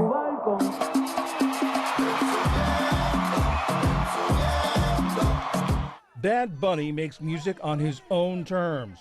His latest album, Debí Tirar Más Fotos, or in English, I Should Have Taken More Photos, has propelled him to new heights. He followed it up with a 3-month residency in San Juan that drew hundreds of thousands of fans and hundreds of millions of dollars to his native Puerto Rico. Yeah, he infused $700 million into the Puerto Rican economy. That's how massive he is. Fans appreciate how he celebrates his roots. Su originalidad. He is very original. He hasn't lost his essence. He keeps on leaving an impression on us with each new record. What he has done on this occasion was truly spectacular for us and also tourism overall, the economy. He is bringing our culture to the world. He is putting Puerto Rico in the spotlight in front of the world, and that fills us with pride. His latest album blends familiar styles with hip-hop influences, providing an entryway for listeners less familiar with salsa and Afro-Caribbean beats. It appeals to the broader Latino community. Bad Bunny is one of the most streamed artists in the world and has 77 million monthly listeners on the streaming service Spotify. He ended his residency with a live stream on Amazon Music that was the most watched single artist performance in the streaming service's history. Now he's getting ready for next month's kickoff of his world tour. For that tour, have I picked up any Spanish from living in LA? Hola. Gracias. Yeah, and so you cannot talk about music culture without talking about Bad Bunny because he is at the top. And because he sings in Spanish, that's what's pissing these racists off, because he is singing in Spanish. He is as famous as he is, because as much as they try to say like, who's Bad Bunny? They know how famous Bad Bunny is. Well, I'm not saying that like 80-year-old Donald Trump, because he listens to, the Andrew Lloyd Webber show tunes, but other people who are trying to pretend that they don't know Bad Bunny, it's like, sure, okay. But he's singing in Spanish, and also he is not afraid to get political. And so, because like it's very symbolic, right? It's very symbolic when you look at who's being targeted here in the United States, how speaking Spanish, how, being just your identity at whatsoever belonging to Mexico, Latin America, etc., makes you a target by this administration. And so Bad Bunny, who is just by his, by his existence and by his domination, is a provocation to the to the white supremacist push in the United States, the like anti-immigrant sentiment here. And it's like, well, look at who the rest of the globe loves. I mean, even here in America, lots of Bad Bunny fans. But it's like, it just makes it just makes these people, these anti-immigrant racists, it just makes them look very silly, very irrelevant. They love Bad Bunny in Japan too. They do. 2.6 million tickets have already been sold. Hold on a second. Oh, you know what? Let's go. 7% of the world is white and 60% of the world is Asian. You just hate white people. Say it and own it. Timeless Almanac. Do you know that I'm white? It's so true, though. You clocked my shit. I hate white people. I hate my mom who's white. I hate my family members who are white. You clocked my shit. Also, what does this have to do with Bad Bunny? What are you pulling out these stats? You pulling out these little stats. Do you have a problem with the fact that 60% of the world is Asian? Maybe you hate Asians. Maybe you hate anybody who's not white. Food for thought. I don't understand your post. You love this type of capitalism, don't you? Admiring it? Are you an anti-capitalist? Are you a racist anti-capitalist? I'm trying to figure out what your identity is here.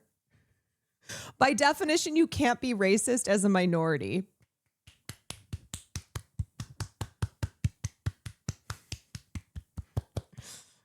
Oh, poor white people. Oh, should we talk about white replacement? Is that what you want to talk about? You want to talk about white people being replaced? Is that what has you feeling upset here? That you're white person and you feel like you're getting replaced. That's what's happening. I know it's very difficult because white culture is something that you wish to preserve. Not quite sure what it is, but you know that you have to preserve white culture and that white people are getting replaced. So I understand that this is a devastating time for you because somebody like Bad Bunny being a global sensation is a threat to your white culture.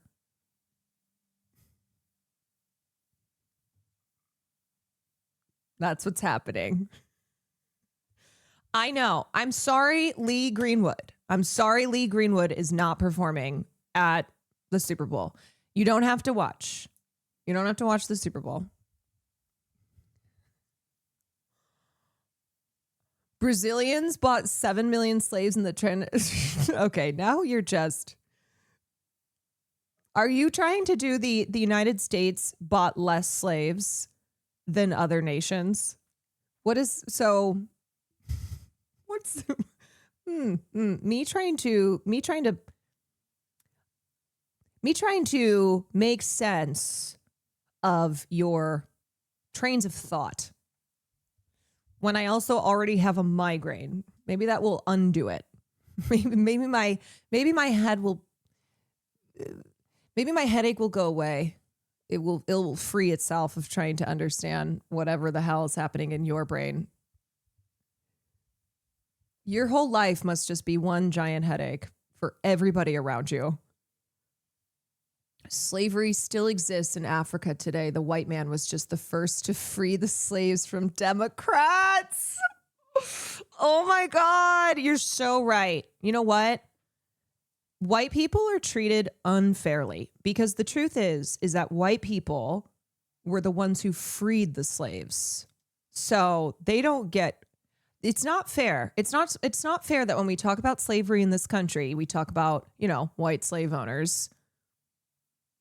Ugh. That's not fair because really it was white people who freed the slaves. And why aren't we talking about that? Why? Yeah. Do you want to talk about the British Empire by chance? Should we talk about white colonization globally? Should we talk about Europeans colonizing, or are those not white people to you? Anyway. Albert Sergio Laguna is a professor of ethnicity, race and migration, and American studies at Yale, where he teaches a course called Bad Bunny, Musical Aesthetics and Politics. Mr. Laguna. Imagine taking a course in college called Bad Bunny. Like, sign me up, honestly. If they had these types of courses when I was in school, I would have signed up for that shit so fast. I would have been like, give me the Bad Bunny class. What is it about Bad Bunny that makes him such a phenomenon, crossing over generational lines? Is it the music? Is it his persona? Is it a mix of the two? I'd say it's a mix of the two, but I can speak directly to this. Zach is not sending his best. Oh, I see. Timeless Almanac. I think you got lost. Is Asmongold not streaming right now? How did you end up here? Is Zach Rar not live? I see that you're a chatter in there. I think you may have you may have gotten lost along the way. You went in the totally opposite direction. Oops. Last album. You know, if you look at my inbox, John, I'm receiving emails from students in high school who are writing reports on Bad Bunny. And I'm also receiving emails from folks in their 70s and 80s who want to audit my class as well. And I think what he's been able to do is combine Puerto Rican rhythms from throughout the history of Puerto Rican popular music. So you have like reggaeton that speaks to 21st century interests and that generation, but you also have salsa from the 70s, 80s, and 90s. You also have him pulling from traditional Puerto Rican rhythms like the African percussion of bomba music, plena music, música jíbara, earlier Puerto Rican musical forms, and he's combining them on this album to imagine new rhythms and new possibilities. He's pulling on all these traditions, but he's also tapping into what's going on now. He's worried about ICE raids. How else is he sort of tapping into the popular culture, to the current culture? That particular decision was prescient on his part in the sense to the Supreme Court ruling that's basically making racial profiling legal. ICE agents stopping people on the basis of race, perceived race, ethnicity, language. And he speaks to that directly in his lyrics, talking about the issues related to migration, people feeling like they need to leave Puerto Rico in order to have success. He's speaking into relation to gentrification in Puerto Rico and the question of tourism and what's ethical and non-ethical tourism. So he very much has his finger on the pulse of issues that are affecting the lives of Puerto Ricans on the island, but also people in Latin America specifically can listen to these lyrics and say these kinds of things are also relevant to our experiences in our own backyards. To that point about the difficulties Puerto Rico has been facing, what does it mean to the island? What does it mean to the residents that he chose to do this 3-month residency in Puerto Rico, not anywhere else? It's a powerful political statement. The title of the residency is No Me Quiero Ir de Aquí. I don't want to leave here. In the history of Puerto Rico and a lot of places in the Caribbean and Latin America, the narrative has long been, if you want to have success, you have to leave. So for him to say, I'm going to start off this tour for this massively popular album in Puerto Rico, I don't want to leave. It's part of the broader message of the album and the marketing around the album, which is how can we imagine a Puerto Rico for Puerto Ricans, a place where people don't have to leave to live and to thrive. In a lot of his music, Bad Bunny talks about some of the problems facing Puerto Rico. He talks about over-tourism and the effect on the environment. He talks about the bad economy there. Is it somehow ironic? Yeah, honestly, I think one thing that has been such an asset to Bad Bunny is just how I know I'm going to sound silly, but he's just very real. Like he has not just how authentic he comes across in his music, but like people love how he is online. Online, he's very goofy. You know, he's young, he's hip with it, you know, he's got the memes, he just embraces all of it. So I think his identity as this global sensation, it's really formed around just this fun authenticity that he has. He's with the times, muy authentico. Yeah, he's really playful and he's spirited, and I think people just really love him, especially at a time when like not a lot of his fellow global pop stars, right, the other big names up there, are saying anything. They're in fact staying quiet. Right. And so Bad Bunny is somebody who it's like, oh, you can love his music and you can also love what he's saying as well. Yeah. Like you can do all of it. You know, you can be someone who's online. You can be this major global star. You can have great music. And then you can also speak the truth. So I think that's a reason why he's just grown. He's just grown to the success that he is. He's also become a bridge for American and Latin culture, performing Chavo El Ocho on SNL was so groundbreaking for the Latin community. And he became a pop star. He became famous outside of the United States first. Please tell me you have Fandy's birth on the second monitor. I don't. I really don't. If you're watching it, I hope you're enjoying it. I hope you're enjoying it. But I'm sure I'll send her a message later and say congratulations. But no, I on my second monitor, I do not have that. And a lot of people tonight have been mentioning Fandy's live birth on stream. And let me just state for the record, I am not watching it. Okay. That he would be critiquing over tourism while drawing I'm not hundreds doing of thousands birth of people reacts. to Puerto Rico for his concerts?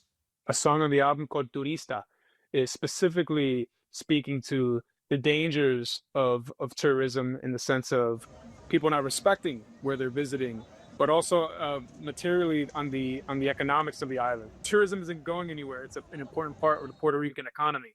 I think he's walking that line of offering a critique, but also understanding that this is part of the livelihood of many Puerto Ricans. Ideally, this is a model for maybe thinking through a more ethical kind of tourism. A lot of Spanish-speaking singers who want to build an audience in the United States sing in English. But Bad Bunny will not do that. He insists on singing in Spanish. How significant is that? I think also, I never want to watch anybody giving birth, whether it's on TV or on a live stream. That's not something that I like to see.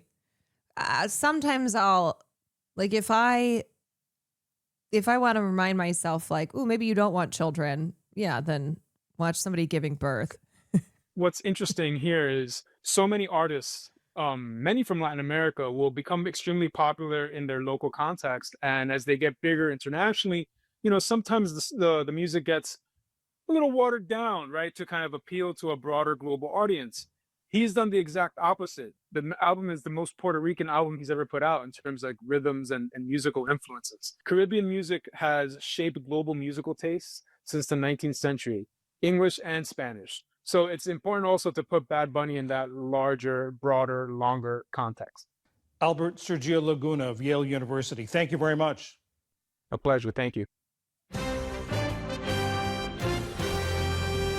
Bad Bunny's 2022 album Un Verano Sin Ti became the first Spanish language work to be nominated for Album of the Year at the Grammys. I mean, he is moving and shaking. He has so much motion.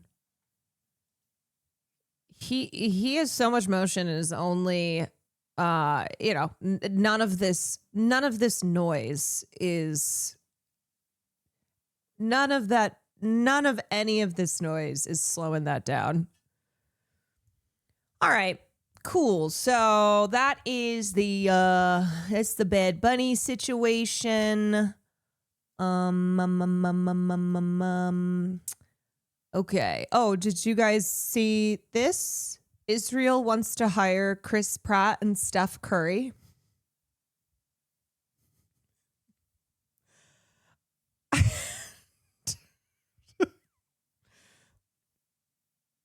Okay. The Jewish state is seeking to target Christian evangelical churches for support using celebrities and an anti-Palestinian message in a new $3.2 million effort. Okay, here's my question. Chris Pratt, I understand. Has Steph Curry like said anything pro-Israel? Is there any indication that Steph Curry would be down to be a paid propagandist for Israel, or is this just wishful? Is this just like, okay, who's your dream propagandist? Oh, we'd love to have Steph Curry. A newly created firm called Show Faith by Works is carrying out a $3.2 million outreach and digital targeting campaign to Christian churches in the Western United States on behalf of the Israeli government. The firm's goal, as described in its filing under the Foreign Agents Registration Act, is to increase positive associations with the nation of Israel, while linking the Palestinian population with extremist factors. Because remember, y'all, Israel, Palestine, it's as simple as that. Israel, Palestine. No. Good guys Israel, bad guys Palestine. Show Faith by Works will carry out the campaign through December for its work, which includes targeting churchgoers with pro-Israel ads, geofencing major churches, hiring celebrity spokespeople, and visiting churches and colleges with a mobile trailer called the 10-7 Experience. I understand that Israel and Israel defenders will never stop talking about 10-7, and they want to make the entirety of the last 2 years of genocide today. Today is the anniversary of 10-7, and they just always need it to be about Hamas and 10-7, and not to mention what Israel did. We're not going to mention the Hannibal Directive or, how many people Israel killed because they refused to allow any investigations. And so we don't know. It could be hundreds. Who knows? We're just going to say Hamas 10-7. All right. I get that, that's a big part of the propaganda, but I'm so obviously so fucking exhausted by it. I am so tired of can I just say something? It's 2 years of genocide. Genocide is still happening. If you are putting out a statement today, you don't need to start off by going, well, Hamas on 10-7. You can say what we've been needing to say every day, which is, hey, a genocide is happening. We need to stop this genocide. We need to free Palestine. That's it. It's as simple as that. Because anything else is actually then deprioritizing an end to the genocide. It's not making the pressing issue here about genocide. And also it continues to justify. It's genocidal justification. That's what it is. Joe Scarborough's still running the babies in the ovens line. Yeah. Yep. That's Western media.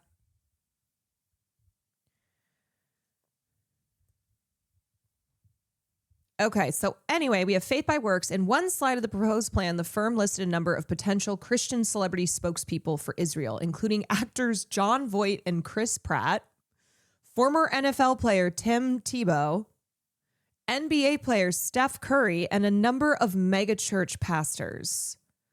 According to the document, the athletes and celebrities would be expected to deliver pro-Israel messaging. Also, I have to say, of the whole group here, Steph Curry makes the least sense. I don't understand. This really just feels like who's your dream guest? Oh, Steph Curry. Who's your dream propagandist? Steph Curry. Are they just trying to go for people who are outspoken Christians and be like, hey, you're a Christian. You go to church. You would probably love to do this.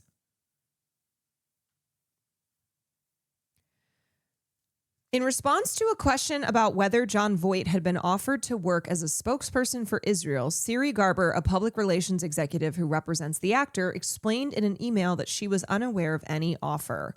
Not that I know of, but it's about time they start trying to combat the pro-Pally propaganda machine. They should choose some who are appealing to the Gen Alphas and Millennials, as that is where all the misinformation lies, wrote Garber in an email.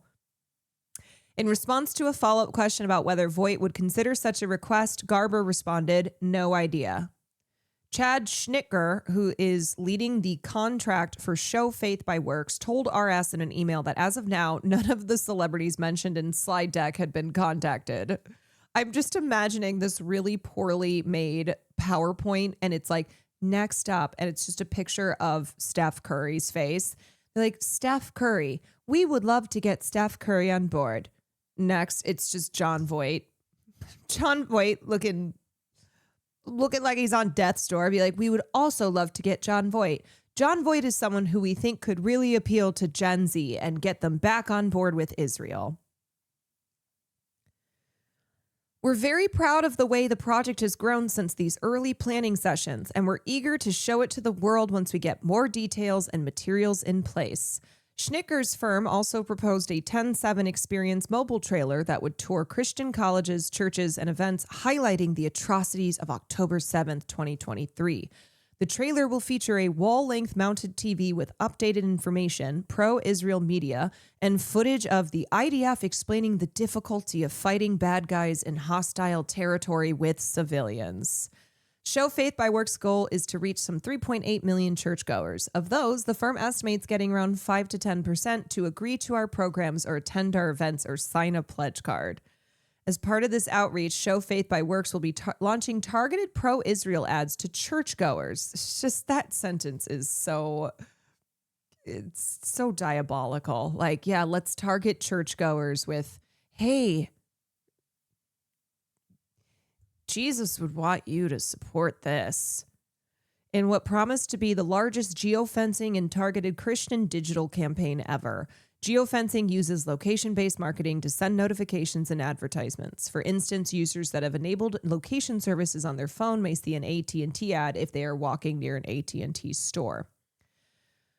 All of this is part of a campaign to combat low American evangelic Christian approval of the nation of Israel and counter new and evolving pro-Palestinian messaging as the global narrative shifts. They're like, okay, we got to make sure that we have all the Christians, even though 72% of white evangelical Protestants have a favorable opinion of Israel. Some polling has suggested that younger evangelicals have shifted more dramatically, including a Barna Group poll from 2021, 2 years before October 7th, which found that support for Israel among Christian evangelicals aged 18 to 29 had dropped from 75% to 34%. That's a pretty big drop.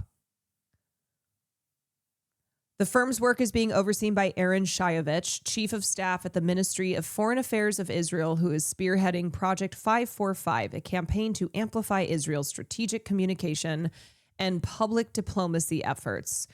Is Deborah Messing not cutting it? Oh, they don't need to pay Deborah Messing. Deborah Messing is the most jobless person ever. She posts constantly on Instagram. She is constantly crashing out. She does that for free. They don't need to pay her.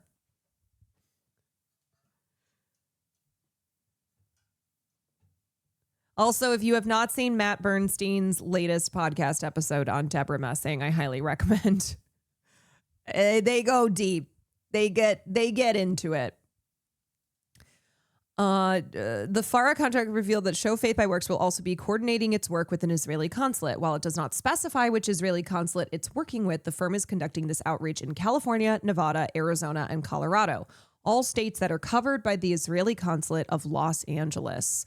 The firm's talking points include two sets of messages, one labeled pro-Israel and the other labeled anti-Palestinian state.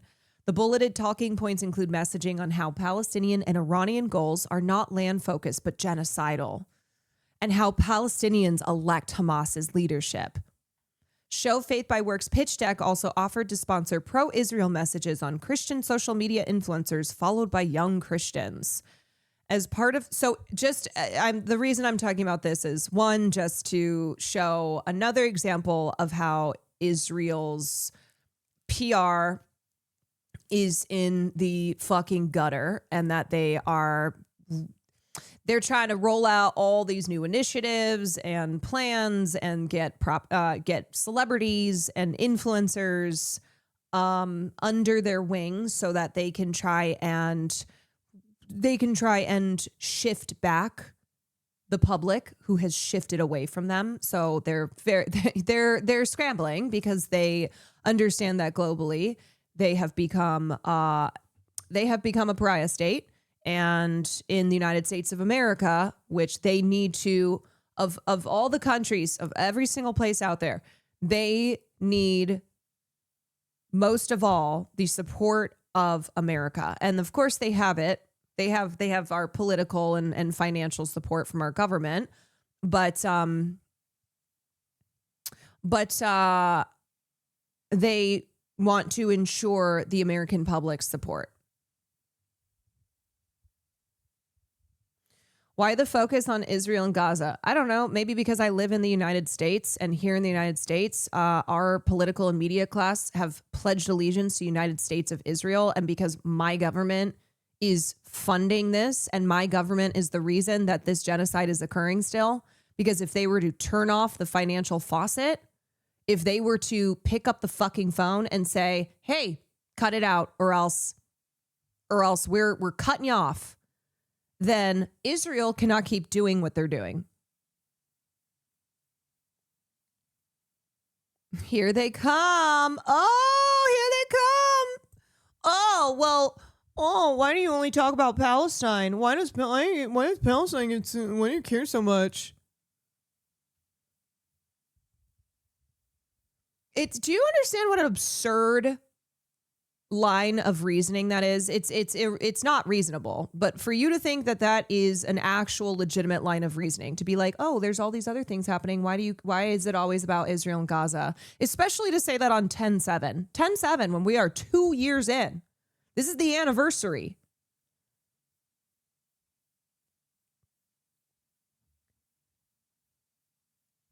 Sorry, this is a you problem. This is a you problem. You problem being the problem being that you don't care. That you don't care or you don't care enough.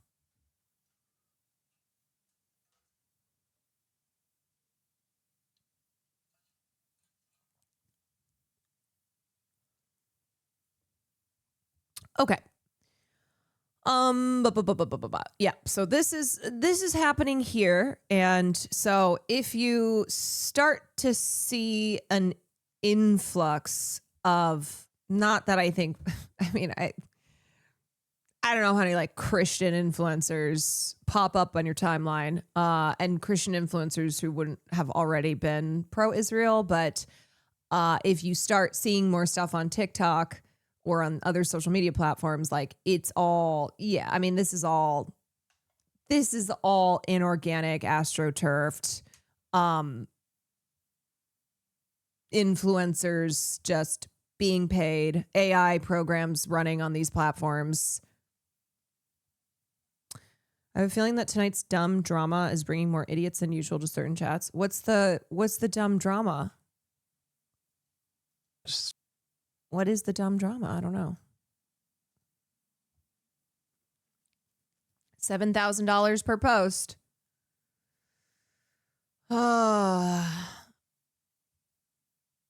No, don't touch it. Okay, forget I asked. I don't care. I really don't. I don't care whatever the fuck drama is happening. Please, I don't. Because it's probably not even worth. It's not even worth mentioning it. Oh, wow. It's fuck Hassan shit. Oh, my God. What? Today is Tuesday. Wow. And today is Tuesday. My God.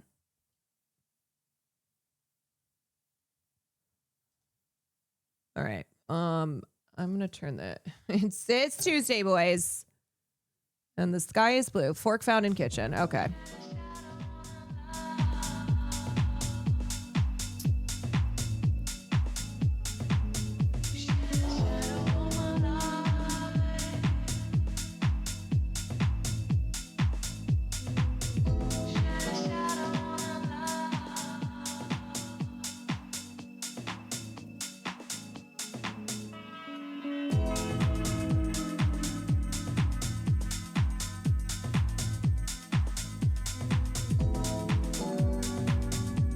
I thought for a second the drama was maybe reference to like Fandy's baby name. I was like, oh, well, I have the solution.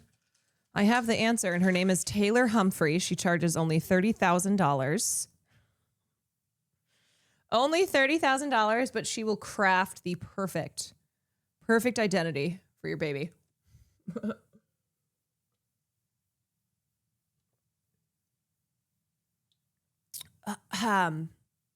Yeah, crumpets. That's so true. So real and so true, and definitely not a copy pasta. Okay, so before we watch this video with Denise, is it Denise Gough or Denise Guff? It's G-O-U. It's G-O-U-G-H. She's Irish. Gough. Denise Gough. Okay, she's an Irish queen.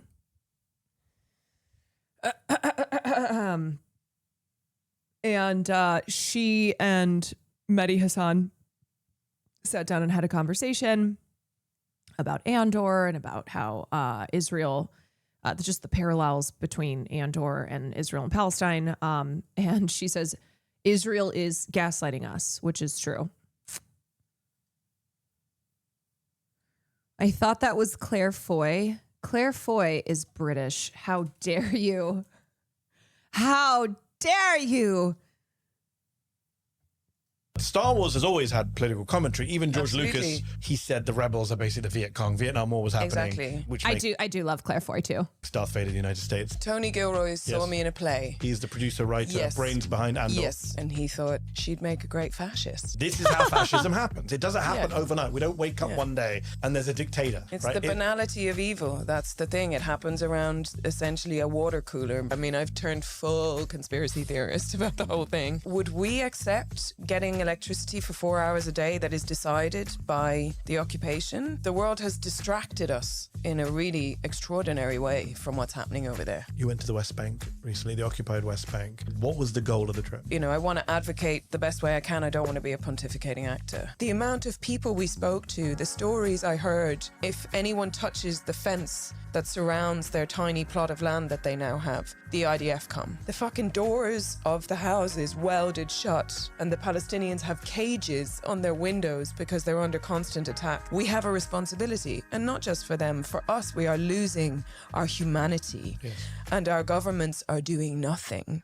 You know what's interesting is here's a person who is in a series that absolutely can draw real world political parallels, and she herself plays a fascist, right? She plays an imperial officer, and she's evil. But rather than like having this dissonance that we have seen other actors or creators have around works that are, you know, works that the messages to be found in that work is relevant to the messages, you know, in the real world of anti-imperialism, anti-genocide, anti-military occupation, that she understands those like she sees them clearly. She's not like she's not like, oh yeah, I played this fascist character in a show that deals with a, you know, civilian population being militarily occupied, you know, the resistance, etc.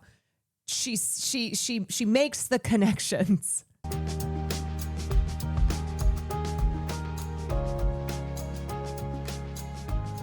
I'm Mehdi Hassan. I'm Denise Goff. And we are not kidding. The Zateo podcast where I get to talk to entertaining people about serious things and entertaining things, I hope. Denise, welcome. Thank you very much. So good to have you on the show. We're here in London. I love talking to people in London. It's my city. Do you consider London to be your city? Yeah, for sure. I've been here 30 years, so it's, yeah. As every racist likes to ask, where are you really from? I'm Irish. I'm from the west of Ireland. Okay. Well, I was born in the east of Ireland and then moved to the west of Ireland, but yeah, I'm definitely... But you're loving London. Yeah, I do. I do. I'm so glad I was able to be here to speak to you in person. Always better to talk to people in person. I am also a fanboy of Star Wars. You're a middle-aged man. And Maybe. Andor, It's yes. it's my demographic. I think we're similar in age. I think I Wikipedia'd before I came here to check age. Always check the age. Are they older or younger than me? But my fans are usually, it's never women of my age. It is men of my age. Well, on that note, I mean, Star Wars does have a female demographic. Yeah, but did you watch Star Wars before you got the big role in Andor? No, I watched... You never watched Star Wars? No. Nothing. Not a movie, not a TV show. And then you get cast as Dedra Meero, the villain in Andor. I watched the first film. I feel like it's also, though, the perception of who dominates a fan base based on just who's the loudest about it, you know? And I think with certain properties, and same with video games, it's like women have been told, no. You don't get to be a part of this. This is not yours. You simply couldn't understand. And so I don't really know how the Star Wars fan base breaks down. Women have always loved fantasy, sci-fi, video games, etc. But I think it's a matter of like who gets to actually participate and who gets to participate and be explicitly a part of these fandoms. Video games are for men, but also we need more women interested. Please play with us. Recently with my nephew. No, come on. No, I hadn't. So even after you joined the Andor cast, you I did watched Rogue One after that. Okay, because Rogue One. Yeah, is because I was obviously- like, that's what it's leading up to. That's what it's leading up to. Okay. But Tony Gilroy, who wrote So you it, were like, was who's happy. this guy in the black cape and the mark? What's he got to do with all this? No, I knew. I mean, I grew up with 5 brothers, so it was in the it was That's what just I thought. wasn't my thing. Because we're the same she's a age. video Yeah. game Grew up in voice the actress? 80s. Middle-aged. I'm good with being middle-aged, not by the good way. with it, but I'm very great. Because we grew up in the 80s. Yeah. Those of you in the US watching, all you had on British television on like Christmas Day and any holiday was Star Wars back to back, and Bond. Yes, but Bond I'm movies and Star Wars. Irish. Okay. And I had 2 channels What in did you Ireland. So we watched Superman, and Batman was the biggest Okay. thing for Bond me. the movies? Not Bond? The what? Bond? Yeah, but I never watched Bond movies. No, Which means you're about to be cast in one. Yeah. Based on previous. Great. Based on previous. I doubt it somehow. So hold on. So Star Wars makes the call. I don't understand. So what? You went for it. They recruited you. No, How do you end up on the show? Tony Gilroy saw Yes. me in a play. He's the producer, writer, Yes. brains behind Andor. Yes, he saw many of us in the show in the theater because he watches. Okay, for Witcher 3 fans, she voices Yennefer. I have not played Witcher 3, but for Witcher 3 fans, she voiced Yennefer. He goes to see a lot of theater, and he saw me in a play where I played a drug addict who had to get clean and sober, and he thought she'd make a great fascist, obviously. And so we met, and to my shame, I also didn't really know Tony Gilroy, and I had just done a pilot for a Game of Thrones show that wasn't picked up, and I was like, oh, I'm not meant to do franchise TV. I'm a theater actress, so I was planning to do a play, and then I met Tony Gilroy, and he was telling me a lot about the show. And when he left, I said to the casting director, I don't understand, like, I should tell him what I'm able to do. And she said, no, he wants you to do it. And I had never, ever, ever in my career been pitched to, ever. And it being the character of Dedra Miro, Yeah. who is part of this ISB, Imperial Security Bureau. It's like the intelligence, the service of the Empire. It is ACAB. one of the most compelling fascists I have ever seen on screen. Thank you very much, You make Mehdi. a great fascist. That's Thanks. the kind of. It's those my are the- calling. That's your calling. Well, look, it's a good time to be playing fascist. I do want to talk about art mirroring reality in a moment, but just on the show itself, you do play a wonderful fascist, and I think we can play a clip from the show wow. from season 2. Spoiler alert: if you haven't finished season 2 of Andor, what the fuck are you waiting for? But in the meantime, this might spoil some of it, but it's a very good scene. And here you were. Should I skip this? That's me. I know. Okay.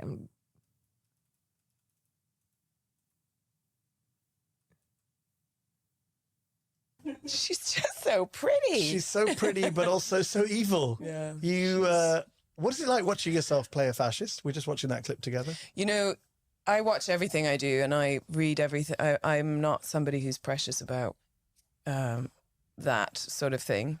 But watching Andor was amazing to watch something that you're in that's so good. It is so good. Because they don't come around like that. Did you often. Did you have to do research to get into the role? Did you research baddies from history? Or does it come I naturally mean, it to comes you? naturally to me, funny enough. No, as a child, I was completely obsessed with wars, and I was obsessed with the Holocaust. And when other kids were writing to pen pals, I was writing letters to Saddam Hussein to see if he would meet me. Why? Yeah, around the Gulf War. I was obsessed. I found out that Shannon Airport in Ireland was used as an arms base, and it blew my tiny mind. I was not. That's crazy. I know what she's saying. I know what she's saying, but still. 9 or 10, and I remember thinking, but that means we're not a neutral country. How are we a neutral country? Wow, so you wanted to go meet Saddam, like end the war through diplomacy. I mean, what Wow. was I thinking? Tony Benn style. Yeah. there's So playing someone like that, maybe I just Yeah, I find those people fascinating. There's weird that I wasn't trying to meet Bush. More, you know what I mean? Yeah. More spoilers, just for people watching at home. Your character ends the show in prison on some moon. And so she's alive. She's not dead. I mean, when I was in high school, I wrote in my AP English class, I did a persuasive, we were on like the section of learning persuasive essays. I wrote one on ending the use of torture. I think it was about, I wrote one about the death penalty and then ending the use of torture. And I was so convinced, that it was compelling enough to send to Barack Obama. So I mailed it to the White House.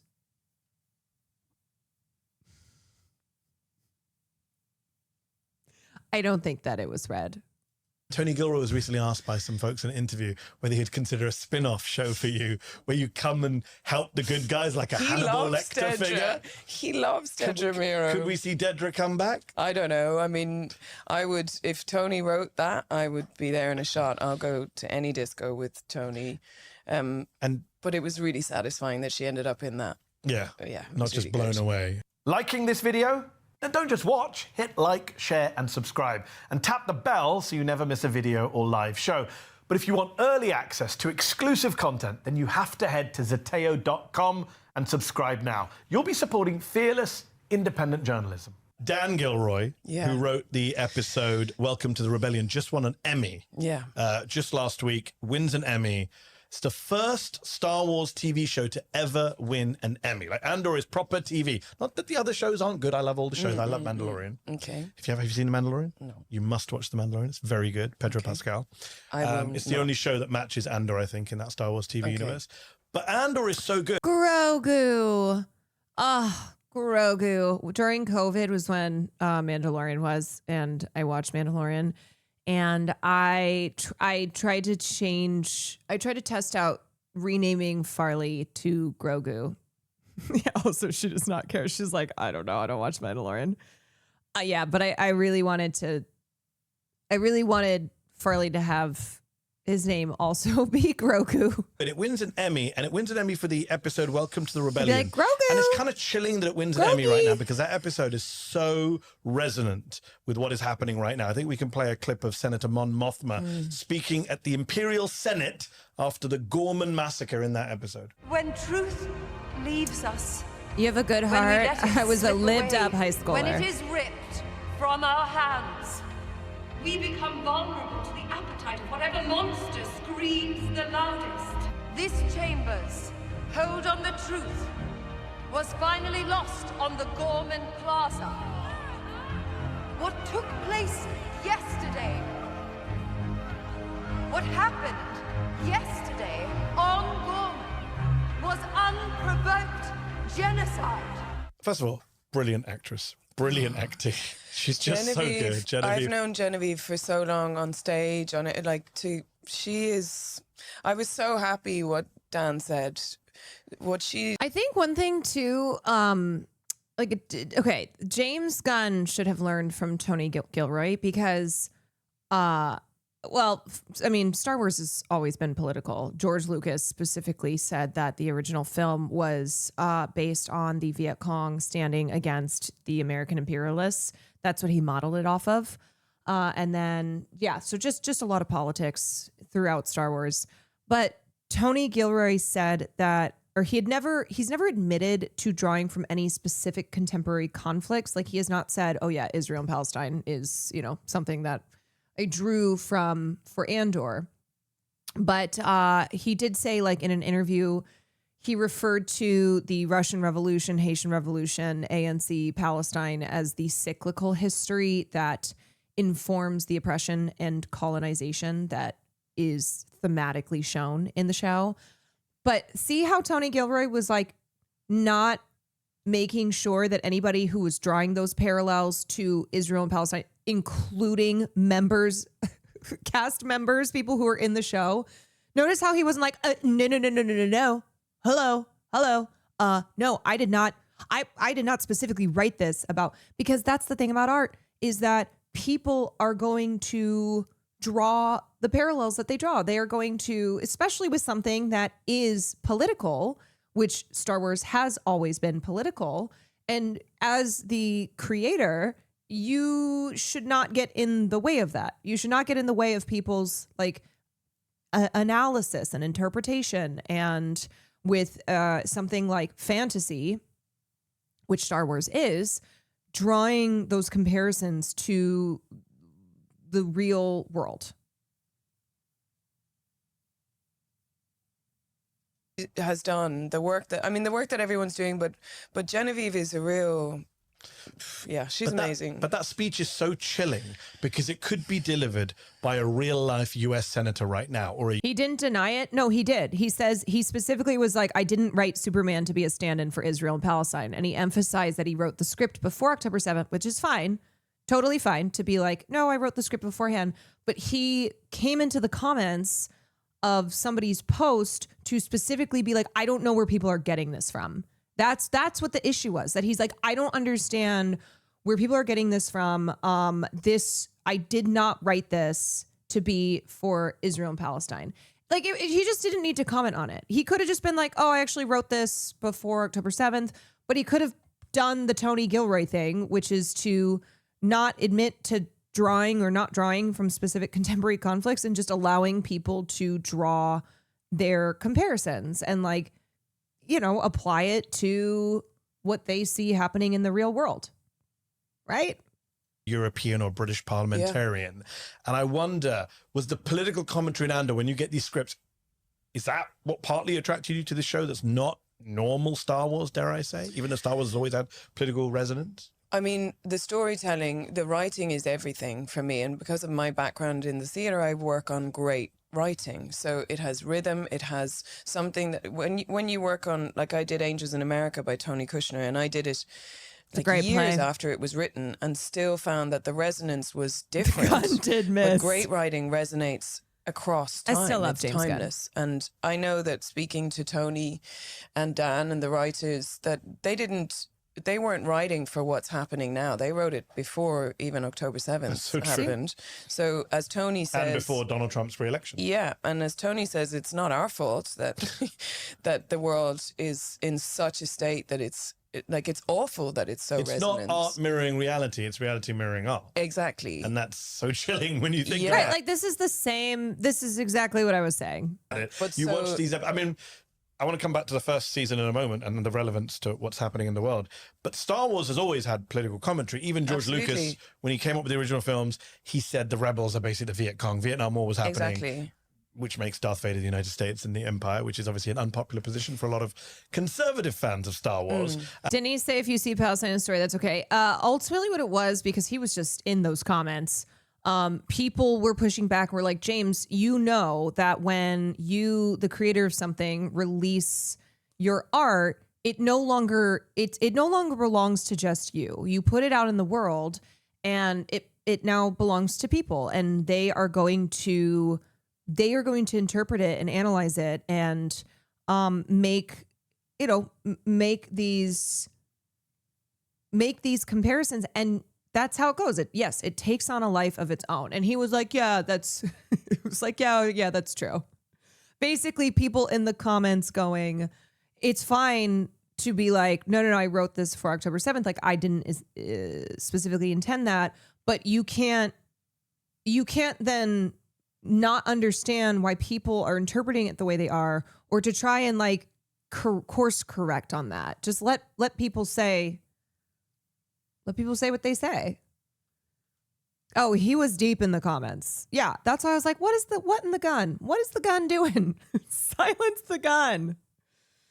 Also, fascism, imperialism, and revolution are not exactly new or novel things. Exactly. And I think that should show you just how, this cyclical history, how these, these issues, these atrocities against humanity are repeated, that we need to, we need to understand we need to understand these things so that we recognize them and so that we can no longer live in a world where these crimes against humanity are always occurring. And so I think the comment on the real world reflecting art is true in this case too, because unfortunately, like these these political parallels, these battles of the oppressed versus the oppressors has been going on a long time. When did you guys realize on the show that you were having this massive cultural, political, social impact? I mean, we knew Kyle and I hadn't. Kyle Solar, who plays my boyfriend, he and I were doing press for the first season, and we hadn't seen it because there's a lot of links you have to go through and passwords, and we just hadn't watched it. Yeah. And we were doing initial press, and it was during COVID, and so we were on laptops in a dark room. And every time the laptop opened and the next journalist came in, they were really like having a response to the show, and Kyle and I were like, oh my God, I think this is, it must be really great, right? Yeah. We knew that the writing was great. We knew that making it was a brilliant experience. But then when you put things out in the world, like you don't know how it's going to be received. Yes. Yeah. I remember I was doing a show at Peacock, NBC Universal, the streaming channel at the time. And the executive producer and I were watching it religiously. And we're like, let's do a panel discussion about this. And they're like, wow. And we were like, do you think they'll let us get away with having like a serious? So we thought for fun, I think it was the end of the year show, the last show, we had like a panel of serious political commentators come on and talk about Andor, which we thought was really cool. That's amazing. It's like real, instead of talking about like Congress and Senate, like, what about this show? That's amazing. That's so, for all of us, especially when you meet Tony and his brothers and the writers, and they're serious people. You know, they're a laugh, but they know what they're talking about. And Tony is a history nut. Like this guy knows everything there is to know. So you're not just working with people trying to make a hit who have done a formulaic series that, you know, we need cliffhangers, I know what goes into making TV, and it can take all the art out of it a lot of the time. These guys knew exactly what they were doing. Oh, and so even true. the casting, you know, I remember meeting Kathleen Kennedy.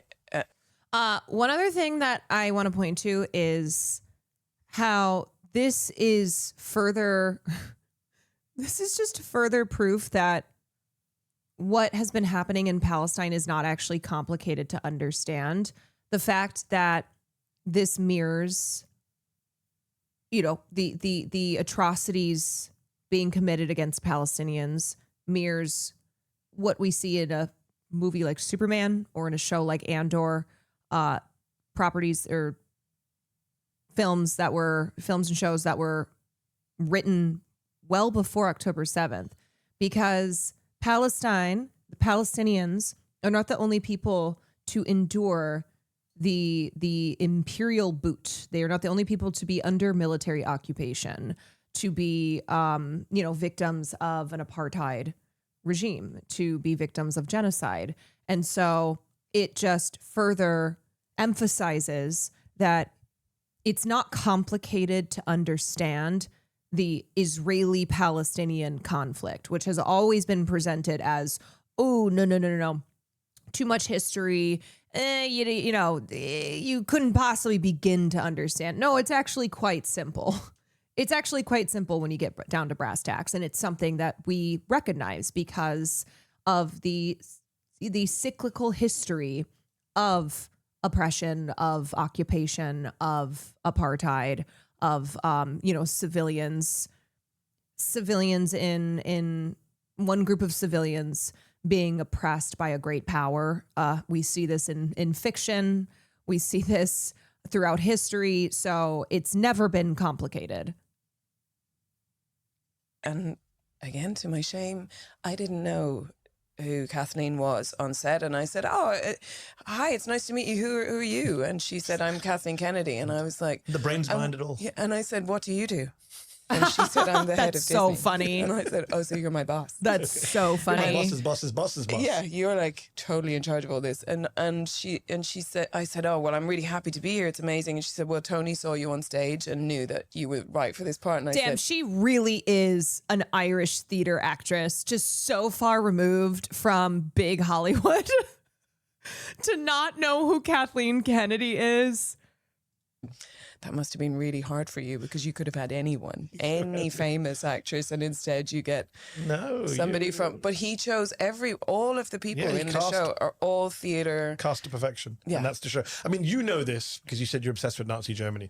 What's so compelling about the show is this is how fascism happens. It doesn't happen overnight. We don't wake up one day and there's a dictator. It's right? the banality of evil. That's the thing. It happens around essentially a water cooler, like all these kind of boring office politics, and he just nailed that. People. The committee meetings of the ISB, the mixture of bureaucracy, but also planning a genocide. But what he did, and showcasing how like fascism can be born out of democracy, and for democratic nations where there have been fascist takeovers to be like, no, but we're a democracy. It's like, look at history. Okay, George Lucas, even though those prequels sucked ass, like that, he was demonstrating how fascism can come from democracy. So thought that was really clever with Dedra was that everybody was kind of girl bossing her at the beginning because we're in that time. Maybe that was harsh. Maybe that was harsh. I just don't remember. I didn't really care for them. I didn't care for them. I will say. All right. Oh my God. And all the while I was thinking, when I was watching people's reactions, I was thinking, you're going to get to, I think it's episode 8, the torture scene, essentially. It's like, she's a fascist. Yes. Be careful who you get behind, just because, women have exactly the same. No, agreed. 100%. Look at who surrounded Donald Trump. Yeah. Is there a sense that what we see, I always think, Hollywood is all about the little guy standing up to the big guy. Like all the Hollywood movies. Yes, the world building was cool. It's just the writing. Yeah. They glorify, all these kind of resistance movements. You think of like Braveheart and you think of all these classic movies. And then you look at Star Wars, also the rebels. But in real life, all those same people are the bad guys. They're always demonized. But look at what's happening in the world right now. Like somebody sent me that thing about we get behind the rebels in all the... Yes. We get behind the little guy when we watch TV. We're anti-empire on screen. So there's a scene in season 1 of Andor, which for me is still one of the most powerful scenes. It's Marva's speech, Cassian's mother's speech, played by the great Fiona Shaw, in a posthumous message and rousing the people. It's easy for the dead to tell you to fight. And maybe it's true. Maybe fighting's useless. Perhaps it's too late. But I'll tell you this. If I could do it again, I'd wake up early and be fighting these bastards from the start. Fight the Empire! Actually makes me quite emotional. It is emotional. Do you know what I'll say too? This is why I truly believe pop culture analysis is so important, because so many people who see fiction as existing in this vacuum, as like they can understand full well when they watch Hunger Games, right? Media literacy, pop culture analysis, like they get when they watch Hunger Games, they get when they watch Star Wars. But they can't apply that to the real world. Like they understand fiction, but they can't understand nonfiction. Right wingers love Star Wars, of course. It's because this is one of the. I mean, this is an age old trope in film, right? Like the little guys versus the big bad guys, right? It's very clear who's on the side of good and who's on the side of bad, like who's who's morally righteous, but it's just not understanding. It's getting it in the film, but then not understanding in real life. There are a legion of people who are supposedly fans of extremely political media like Star Wars and One Piece and will argue till they run out of oxygen that these stories are not political. I have never even seen One Piece, but anybody saying One Piece is not political, that's crazy. I don't even know One Piece, and I know One Piece is political. Seeing Luffy everywhere, or like, I'm not even like a huge Star Wars head, and I know Star Wars is political. And also, it's one of those classic rousing speeches in a TV show or movie where like, yeah, you got the music running in the background, amazing delivery. But if a Palestinian said that in real life, they'd be shot. They're the baddies. We would say they're terrorists. You couldn't go on a college campus and say that in the United States right now. You'd be expelled, if not worse, deported if you're a foreign student. There is this weird disconnect between what we're willing to embrace on screen, in art, in movies, and then in our daily lives. It's like, okay, back to normal, back to the empire. I know, and I get the messages from people saying it's so important and it's so great, and then they're not saying anything about what's actually happening in the world. So it's a really timely thing, a piece of art to come out. But I think what it's done for me is show the cognitive dissonance, like the ability for people to have all these feelings. It's like when people say to me, you're an actress, what right? Shut up. What do you stick to what you know? And it's like, this is a transference of skills. My job is to make people care or feel things about imaginary characters. So surely I can use those skills right now to feel less useless by making people feel things about actual people. You know what I think it is too? I think it is this pure driven need for just total escapism, where it's like, yeah, I mean, there is an element of this being escapist, right? It's entertainment. But I think that turns into then people not wanting to, people refusing for there to be any political parallel, any connections to the real world. They just want it to be, they want it to be pure escapist fantasy. And that's it. That's all. Unfortunately, you know what it is too? You're right. The conservatives think they are the rebels fighting the empire. Yes, they look at that and they go, wait, that's me. Wait, that's so me. That's me. Oh my God, I relate so much. Like, I feel like there's a whole only the people of Gorman, not the people of Gaza. Exactly. I mean, you said when did you film season 2? Is it 3 years ago now? Wow. I think. Took that long to come out? Yeah, because I mean, there's so much work and the strikes happened, so there was a lot of. So it's pre-October 7th. Yeah. But when you watch it now, you cannot watch the Gorman Massacre. Sorry, spoiler alert for those who get on with season 2. Gorman Massacre, colonial force against an indigenous people in a public square. I'm just kidding. I already know all this. Massacre the natives, and then cover it up and suppress the use of the G word, as we saw Senator Monmouthboy use, genocide. The parallels are insane. I already know all this because I read a lot, so this isn't even spoilers. I know, insane. But Tony will say, and he's right, he's like, open a history book, pick any genocide. True. And that is true, right? But like, and I wish, I mean, God, if only I could say that we all sat around talking about how this was Gaza. A few people did, not enough. Yeah. It's like the latest Superman movie, which I don't know if have you seen that? I haven't seen it. No. So there's a scene in that also where the people being attacked, and it's very, and Israelis got really upset. Some Israelis said, "Oh, this is an attack on us," but they don't name you. So if you see yourself in the villains, that's kind of telling. They just show a big army killing some natives, and if you think that's an attack on you, then that says more about what you know about what's happening. Indeed. Yeah. So the Walter Masterson sketch about this is amazing. The Galactic Empire did nothing wrong. Alderaan from the Rebel Alliance. This is the most moral empire in the entire galaxy. Everybody ever mind in his hands? No. that the state of Israel and all these crimes is against the Jewish religion, against the Jewish teachings. We are here with the pro-Palestinian movement to support a free Palestine, a free Gaza. This is a great bit. Defending the Galactic Empire. You support the Empire? The Empire is actually saved Alderaan from the Rebel Alliance. Free Alderaan from the Rebel Alliance. The Empire did nothing wrong. Support the Empire. Excuse me, They do you have support the the right. Empire? The Empire has the right to defend itself.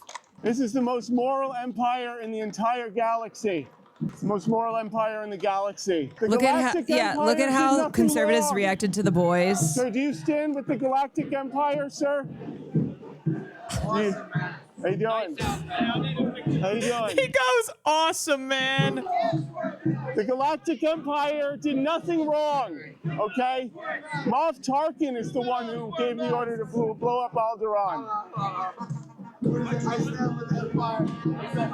Yeah. You know what? Criminals wear masks and he's fully suited up.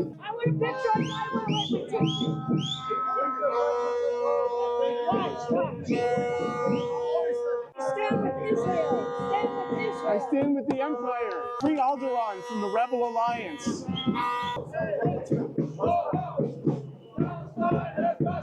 Do you support the Empire? I'm sorry. That is so them co-opting protest chants. Hey, hey, ho, ho, Palestine has got to go. Get your own. Loser shit. He blew up Alderaan. This is the most moral empire in the entire galaxy. Moff Tarkin blew up Alderaan, okay?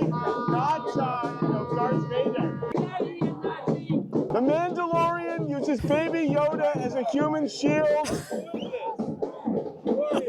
I'm here to support the Galactic Empire. Who are you? Support the Galactic Empire. What's the connection? Are you making fun of us? No, the Galactic Empire. Remember, I'm talking about Star Wars. I think he's making fun of us. Wait, I'm here to talk about Star Wars. Oh, wait. I think this guy maybe understands. He goes, oh, you're making fun of us. Yeah. Wait, why do you think you're being made fun of, though? Why? What connection are you drawing here? Yeah, you watch Star Wars. Yeah, see, she watched Star Wars. She understands Is Star this- Wars. She's not misinterpreting Star Wars. Is this fucking play about us? About Star Wars. IDF. These are people of defense. Defend Israel. Defend Israel. Yeah, Star Wars. You know, some of these people here, are not being loyal to the Republic. They're not loyal to America. They're not loyal to the Republic. They're not, Of the United the Republic.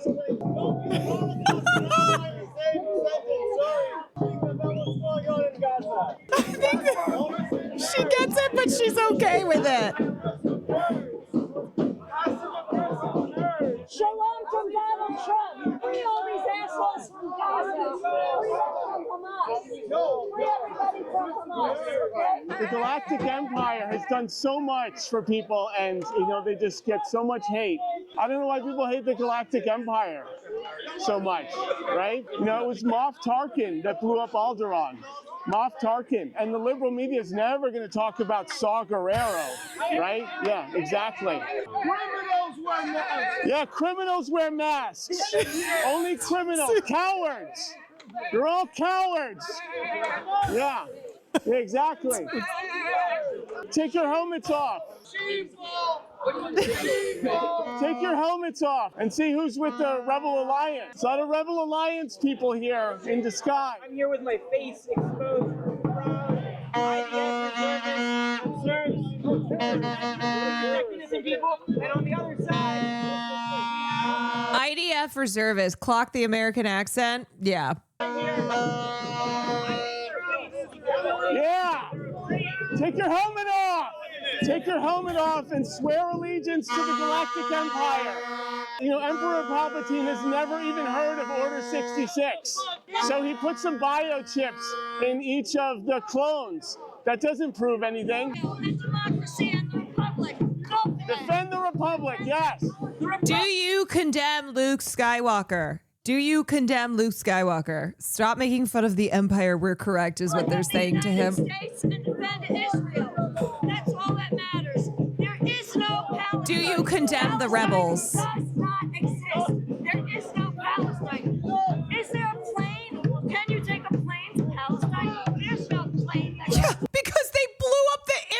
you fucking turd.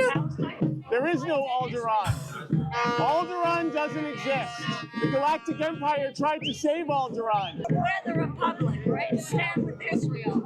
The Republic is democracy. Yeah. Emperor Palpatine tried to save Alderaan from the Rebel Alliance. The crime rate on Alderaan, he brought it to 0%.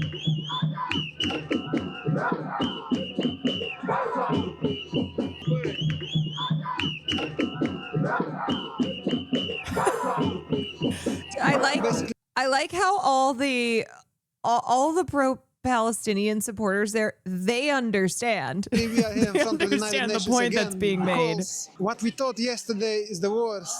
Today is the normal. We didn't think that in the world's history will be it will be a live genocide on social media and TV, and especially when they target healthcare workers, like 15 healthcare workers at once.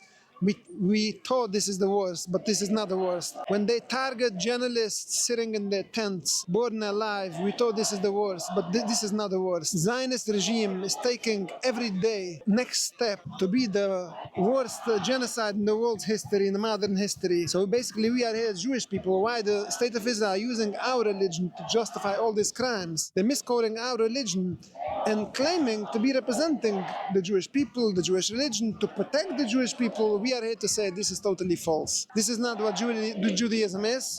Zionism is against our religion, against the teaching of the Jewish religion. Killing, stealing is in no way representing the Jewish religion. A lot of AIPAC politicians are usually saying that you don't need to be a Jew to be a Zionist. Yeah, wait, remember when Anakin Skywalker killed all those kids? Just so many parallels. I'm here to say that you don't need to be a Jew. When he killed all those kids and it was supposed to be a big moment of like, oh yeah, he's evil. Oh wow, Anakin Skywalker has gone to the dark side because he's killed a bunch of kids. But those kids would have grown up to become adult. What's it called? Jedis.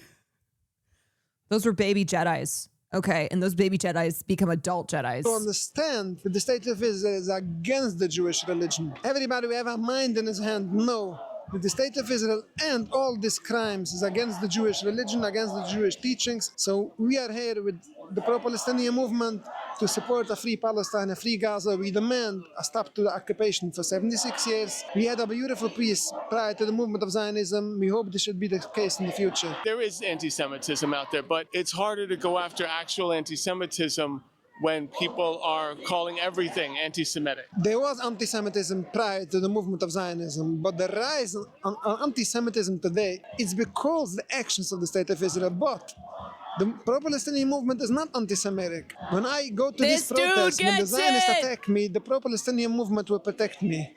Because they are not against the Jewish people as the Jewish religion. They are against this brutal occupation for 76 years and their goal to ethnically cleanse the region of the Palestinian people. This is their goal from the beginning. So we are here as Jewish people to say that everything is wrong. Anti-Zionism is not anti-Semitism. It's our duty to stand up against this genocide, against this occupation, against this rebellion against God. This is not what Judaism is. Leaders of the Zionist movement, the founder, Theodor Herzl, was an atheist. He didn't believe in God. Theodor Herzl. Theodor Herzl was an atheist. He wrote in his diary, he want all his kids should be Christians.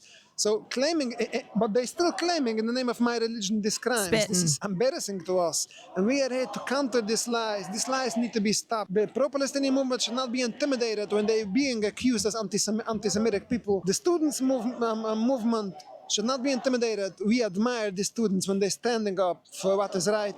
They will be remembered in the history to come, when the world will see what the genocide did to the Palestinian people, and they had courageous people standing up for their rights. Thank you. Thank you so much. It's very important. I've met this dude. He's lit. He and his kids walked from Brooklyn to Manhattan on Shabbats to come to the protest since they can't drive. Yeah, I mean, he nailed it. Wait, why do you only talk about the Galactic Empire? There are other empires with Death Stars in the universe. Oh, why do you care so much about what the Galactic Empire is doing, huh? Huh? I think in the novel version of our OTS, Anakin pleaded with Palpatine to spare them, but Palp said no, they have to die because they're guilty as all the other Jedi. Yes, because those baby Jedi grow up to become adult Jedi. So, gotta kill them. To understand that there never was. Okay. Anyway. Back to our conversation. Yeah, I mean that's a perfect bit because you're true. It just the you have to dehumanize people in order to have this kind of dissonance. So to not see Palestinians as humans is how you can justify and support what's happening to them. And no amount of like, so you understand when it is, you understand when this is something that's being, when this is a big part of a show or a film that you love, but when it's happening in the real world, you not only refuse to see it, won't see it, but you support it. Like you are on the side of the bad guys.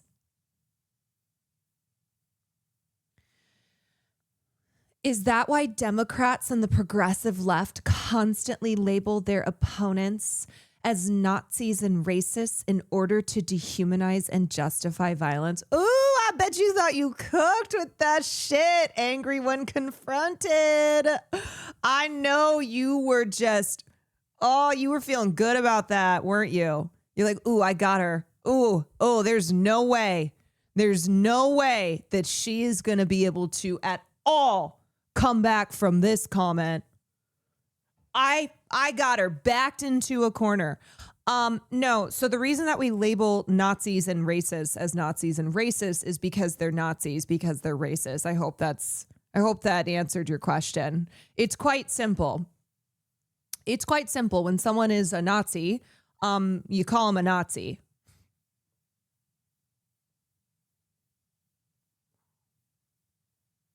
Oh, what now? Oh, what you gonna do with that? What you gonna do with that? Oh. Yeah, it's funny because you're talking about Nazis being dehumanized.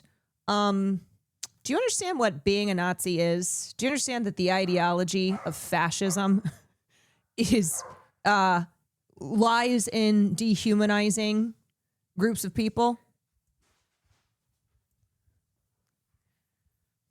Are you a Star Wars fan?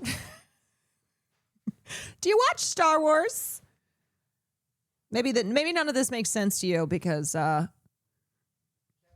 Do you want banana pancakes or chocolate pancakes? Oh my God, you got pancakes? Pancakes.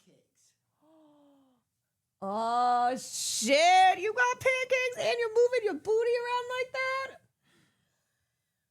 Which one? I want the banana ones, I think. I'm gonna get you syrup and butter. Oh, syrup and butter. This is the best day ever. I haven't had pancakes in so long. I know, unfortunately, he was not full braless wife, but Snowflake, thank you for the prime. Pancakes and syrup. Oh, you're the best. You're the best, William. You're the best.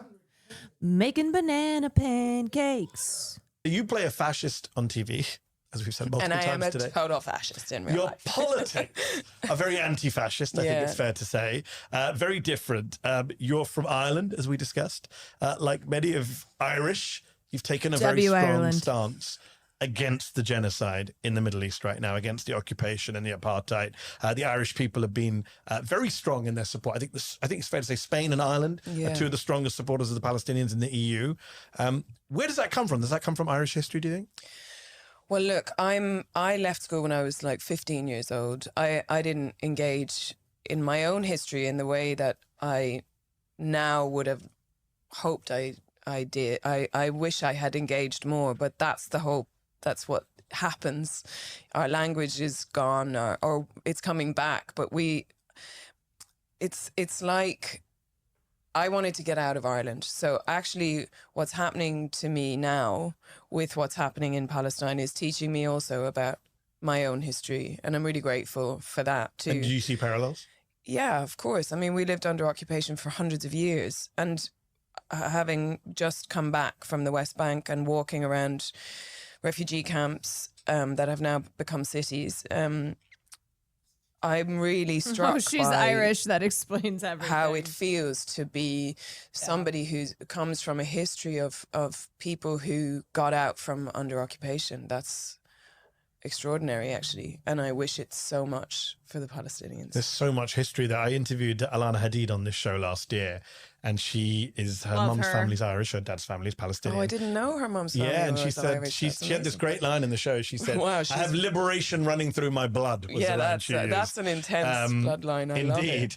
When did you first? I want to talk about your West Bank trip. Before we get to that, when did you first become aware of what is happening over there in the Middle East? Because I didn't know this until doing research for this show. That you were in the shooting of Thomas Herndon back in 2008. Yeah. Which of course is a film about the British photographer Tom Herndon, who was shot in the head by an Israeli sniper in Gaza in 2003. Yeah. When you were in that film, did you know what was going on? Yeah, so I started learning then. Oh, okay. But I was also on my own personal, I was like cleaning my life up. So I was on my own personal waking up journey. And so we filmed in Jordan. So I spent time in Jordan. We went to refugee camps. I spent time with a woman who worked for the International Solidarity Movement. And I remember being with her and thinking she was extraordinary. Watching how she interacted with people, I was really drawn to her. And then I met a woman who was Yeah, we're not going to fat shame Mehdi Hassan. in the IDF. And I remember physically having a strange feeling with having these two women sitting together and thinking, I don't know enough about what's going on here. Like, this is... And that was, 17 years ago? Yeah. So you've been on a long journey. Yeah, a Some long of y'all are journey that so was weird also, sometimes. There's a lot of stuff that came in to distract from that journey. I'm not going to say that I was on the front lines of the protesting and the way that some people in this movement have been and who have been great mentors for me. And the world, I'm realizing now that the world has distracted us in a really extraordinary way from what's happening over there and what has been happening over there for decades. And so to my shame, even after that film, I wasn't as engaged. I had a profound experience. I spent time with children in refugee camps, but I still wasn't ignited in the way that I have been ignited since October 7th. And when October 7th happened, I did what a lot of people did. I prayed for peace. You know, I had just joined Instagram. I had a very small following. And so Wild time to just join Instagram. did the praying for peace. And then about 3 days later, What you saw on Instagram. You saw stuff on Instagram. yeah, and I also wanted context. Something like that comes out of nowhere, and we're... Oh, you mean she didn't know and was curious though, and was like, maybe I should learn some more here. Maybe I should do some research, because instead of just accepting like truly definition of I ain't reading all that, truly. See, the problem is when you engage with chatters like that, sometimes it's fun, whatever. I like to have a little fun. They confuse that with you actually being interested in what they have to say. I'm not. Do not give a fuck. Anyway. See, this is a difference, though, between Denise and other people who are like, oh, I couldn't understand, and I'm just going to say the things that I've seen repeated, and that's it, that's all. But also I'll be like, I don't really know much, but I'm also not curious to learn anything at all. Whatever. Just going to go... No, Denise, the world began on October 7th. Exactly. And so then I started learning. So then I searched for context and found, in 2023, more Palestinian children were killed by the occupation forces than any other year in the occupation. Prior to October 7th. Yeah. Exactly. On October 6th, 300 Palestinians were killed. Then I started watching everything, reading everything. And I had to go through, Ta-Nehisi Coates talks about the levels of deception. I have found, I was reading a lot of, ex-Zionist voices or Jewish voices, all very informative and necessary. But it was like, hang on, I need to keep going. Why am I only reading those voices? So I started to deeply engage with Palestinian voices. And And then watching, there was a brilliant documentary made by two Irishmen actually called Voices from Gaza, which was made in 2014. And they're living in an open air prison. Like, Yep. would we accept getting electricity for 4 hours a day that is decided by the occupation? Would we? People can't handle when their fucking internet drops for 2 seconds, which, okay, to be fair, me too. But this idea that here in America, if we were to have our electricity, our, everything controlled, it's like, are you kidding me? People want things immediately. We're like, oh my God, my DoorDash is 10 minutes late. Like, I'm going to riot. The We wouldn't occupation's live over. like They that. pulled out Yeah. in 2005, don't you? Yeah, I mean, crazy that we... There's no occupation, but we control the electricity, the water, the seas, They can't the swim air. or travel further than 3 miles out in the sea. Like, it's wild. And then I was invited to go there, and I knew that was the next phase of my development as somebody, I want to advocate the best way I can. I don't want to be a pontificating actor. And you go to the West Bank, and you've just been to the West Bank. Before you go, and even on this journey since October the 7th, are people telling you, shh, be quiet, don't say this stuff, be careful? I interviewed John Legend, and he said, of course there's censorship in Hollywood on this issue. And I said, well, how come you're not afraid to speak out on Gaza, which he has? And he said, well, I am who I am, right? He is in a place now where he's uncancelable, effectively. I mean, with respect, you're not John Legend. No. So, although. No, I mean, at some point in your theatre career, your nascent Disney career, is your agent, are your friends and family, our fellow actors saying, you should shut up about that. That won't help your career. No, I mean, I've always been very John Legend W. Spoken in many different ways. I think I've been a pain in the ass for a lot of people in the industry for a long time, because you have to remember my background is I was a homeless drug addict when I came to London.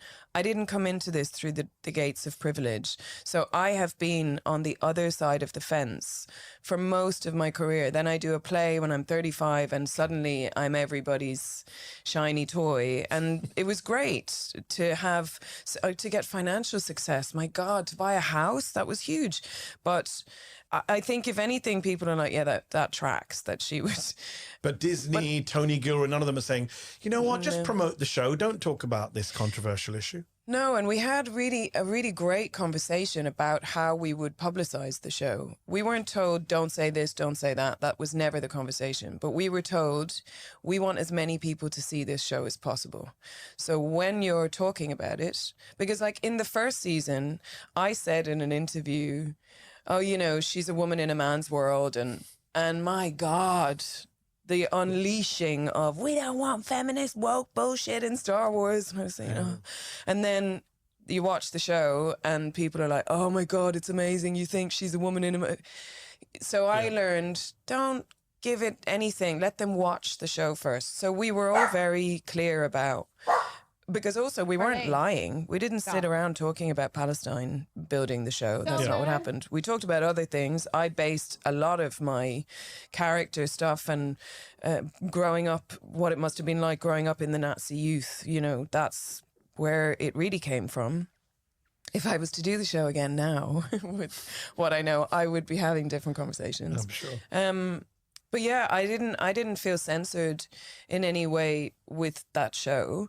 But my agent, I have a new agent recently, and I was worried, and I told her that I was going to do an interview about Palestine, and she said, you have to ask yourself if you're going to be okay in 30 years if you don't say anything. And I thought, okay, we're going to be fine. Yes, that's a good agent. Yeah, she's great, and I've always believed that I get the things I'm meant to get. And I talked about it before, is like the difference between the gang. Yeah, that's a perspective that I think is often the perspective not considered. And instead it's like, is this worth it? Right? It's consider your career, consider your business, consider consider all these things rather than consider your personhood, your how are you going to feel down the line? Consider your humanity, like down the line when you said nothing. Will everything have been worth it? Is that the kind of person you are? Is that the life that you're living where it would have all been worth it to have said nothing in the face of such grave atrocities, right? So it's self-preservation versus your humanity. I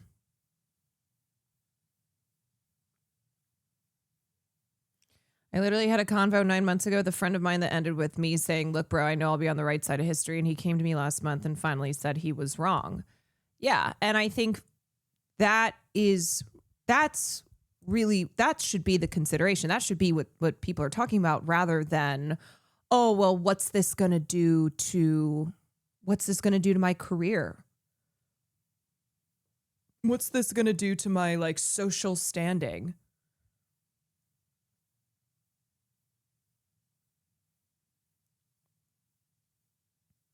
You know, not wanting to rock the boat, not wanting to say anything. And I think you don't consider, different kinds of self-preservation, like not self-preservation from a like what's good or bad for business, and not self-preservation of like your soul, of your very humanity. The tribe, you know, there's the gang who look great. It all looks really good fun and they've got loads of money and it's all really shiny. But, you know, to join a gang, you have to hurt yourself. To stay in the gang, you're under constant threat. To leave the gang, you have to hurt yourself. They disperse at the first sign of trouble. They really aren't interested in you as for you. It's about you kind of becoming a version of the gang. Whereas the tribe are like people that you don't have to see from one end of the year to another, but they're people who have conscience. And they're there. And they're there, and there's a community. And I'm finding that since I started being vocal, actually what's opened up to me is lots of people who have conscience. And I feel safer. I feel so much better about myself, about what I'm going to do with my life. Like, if it means that I would really like to pay off my house. So, you know, I'm hopeful I do get more work. 40 years. But I'm also, I believe that this is what's better for me as a person. And there are enough people speaking now for these new lines of creating work to happen. And, you know, I feel bad for those who don't speak up. Once Disney's Dedra spin-off kicks in, that house is paid off overnight. You mentioned safety. Yeah. You went to the West Bank recently, the occupied West Bank. Why did you go? Who did you go with? What was the goal of the trip? So before, I feel like I'm sort of in university at the moment of like classes of learning. And I had done a workshop with this fantastic charity called McCann, who teach people how to advocate in the best ways, run by two Palestinian women, one of whom tells the story of how she can't go back. She can't go, and if she goes, she can't go to the same place her dad's in. Like, it's crazy. But I wanted to know as much as possible for things like this. I don't want to be the actress who screws up, you know. And so McCann had taught me a lot about how this whole situation had unfolded, and then I was invited to go with Sabeel, this brilliant Palestinian charity who also operate in the UK, to go on a delegation to learn. And the invitation was come and see, then go and tell. So I spoke to Palestinian people in my life and asked permission, because a lot of Palestinian people can't go back home. And if they do go back home, there's restrictions on how they move around. And so I was worried about being the privileged white girl that goes on a journey. But when we got there, what became very, very clear was that the intention of this mission was to come and see and go and tell, come back with like, I have an emotional connection now to that place that I didn't have before. I've seen things that are undeniable. You could put me in front of anyone and there isn't a person in the world that would be able to convince me that what is happening there is a democracy, or what is happening there is right. It's not right. Like, did you go to Hebron? Yeah. Like, what? You're on a street that you can almost feel the history on the street. You can feel how the shops used to be open and people, you know, we walk down the busiest street in Hebron that now has the fucking doors of the houses welded shut. And the Palestinians have cages on their windows because they're under constant attack. The occupier's flag is everywhere. It's protecting just a few hundred settlers. Yeah. In the middle of thousands of Palestinians. Exactly. And we went to Issa Amro's home, the activist, Issa. and Great man. oh my God, and they opened up their home, they fed us, and the soldiers are walking by with guns right next to his house. He doesn't know when he leaves his house, he doesn't know what it's going to be like when he comes back. He's living in a cage. And not only that, we met a farmer who had 100 dunams of land that now is being encroached upon by these settlers. He lives in a cage with his family. If his children make too much noise, the settlers come to the balconies that overlook his home and take their clothes off to intimidate the children to go back inside. Why? What is up? What is up with Israel and like this purgatory? What the fuck? It's truly, you just so pedo-coded. My God. My God. Adults taking off their clothes in front of children to terrify them, to traumatize them. It's so depraved. It's just pure depravity. Sociopathic depravity. The more you learn, the worse it gets. Honestly, I so feel that. Every time I think I know everything, I'm like, wow, holy shit, it's really evil stuff that's happening there. You learn these extra little tidbits, and it's like,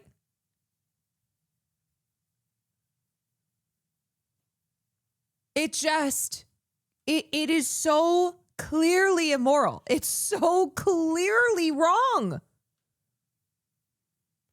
Every little thing just horrifying. And when you think about how long this has been going on, there are people who were born into and died under occupation. So many children in Gaza who all they have known is, I mean, also just genocide for the last 2 years, you know? But it's like that their entire lives have just been under this cruelty and this depravity. They take shots at them. If anyone touches the fence that surrounds their tiny plot of land that they now have, the IDF come. There's a gate that is controlled by someone in Jerusalem that decides whether or not people can come in and out. They had to break the gate to get his mother out to go to hospital. These are not just now, for me, things that I see on Instagram. I mean, it's great that we can see what's actually happening, but sitting with a man while his son pours coffee for us, knowing that every single thing that we say, every moment that we walk around is being filmed, is being recorded. And this man is steadfast, sumud, this Palestinian word sumud, the steadfastness of these people. His father died due to stress, you know, from trying to save his land. And I told you earlier about the documentary that I saw yesterday that's in production now, a 27-year odyssey that this documentary maker has gone on with a farmer. And you watch as slowly the land is taken, as the settlers come, as the IDF comes, as they just take the land, siege them in. The history of it in use. We watched the documentary in the morning, and in the afternoon we got the text message to say that they had just destroyed the land. It's happening right now. Yeah. And the fragmentation was something I didn't understand before the McCann workshop and then being there. So they fragmented to the West Bank and to Gaza. No, you can't travel in between the two. How crazy is that? And then they fragment the communities. So they stop the communities from visiting each other. It's all done by permits. But the most depraved thing is how they fragment the families. So they will deliberately arrest children in front of their parents so that the child sees that the parents can't do anything, thus breaking that bond between the child and the parents. They keep the child in prison just for long enough to make the community think that the child might be telling tales. So breaks the fragmenting of everything, and then the occupation of their minds. I cannot... The amount of people we spoke to, the stories I heard, a young woman who goes to prison when she's 15 and then goes to prison again, like how she's treated, how they're all treated in prison, the sexual assault that happens. I have come back, I mean, I came back 3 days ago, so I'm still processing everything. But the idea that we allow, like, first of all, there's no Hamas in the West Bank. So don't talk to me about Hamas. It's I like that. I like that she hit that Hamas. She's like, "Oh, you want to fucking talk about Hamas? Shut the fuck up." My God.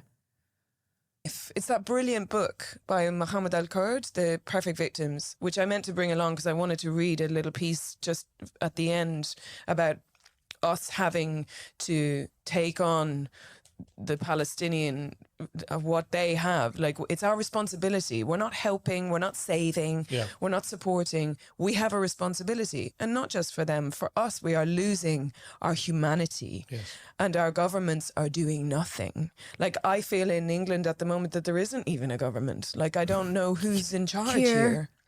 And we also went to a refugee camp, the Ada refugee camp, and there's a small shop there, a really beautiful shop, where they make jewelry out of the tear gas canisters. And they showed us the tear gas canisters made in the USA, of course. And they cut them up and they make little Palestinian flags. I mean, even as I tell this story, I'm afraid that they will do something to the shop.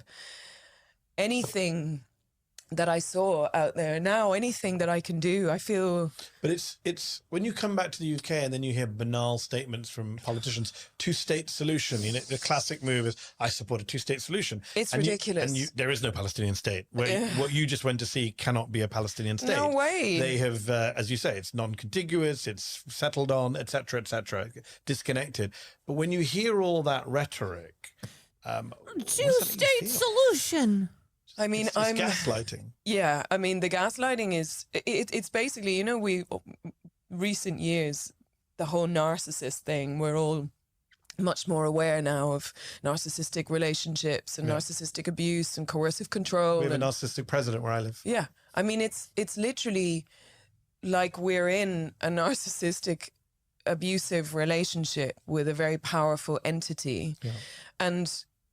And the gaslighting that you then also, what I'm really grateful for about going there, not that I ever doubted what Palestinian people told me about their experience, but having gone there, I'm not gaslighting myself anymore, because that's a really dangerous thing, you know, that you start to say, well, maybe, but isn't there, like I had a woman say to me recently, I just, you know, I wanted to try and find a flag where it was the Israeli flag and the Palestinian flag together. And I'm thinking, oh, babe. Like, again, I keep thinking of Ta-Nehisi Coates when he... Can't we just all get along? I mean, there's problems on both sides. There's issues on both sides. I don't support Netanyahu, but Hamas. So really, the two, you know, problems on both sides. I really think that we just need a two-state solution. We gotta, you know, I do not support Netanyahu. Gotta get him out of office. Got to get him out. But also, you know, Palestinians not so innocent over there. Okay. Silva, thank you for the 3 months. L Factory, thank you for the Prime. Vox, thank you for the gifted. How do I stop people from coming in here informing me that Fandy is giving birth live?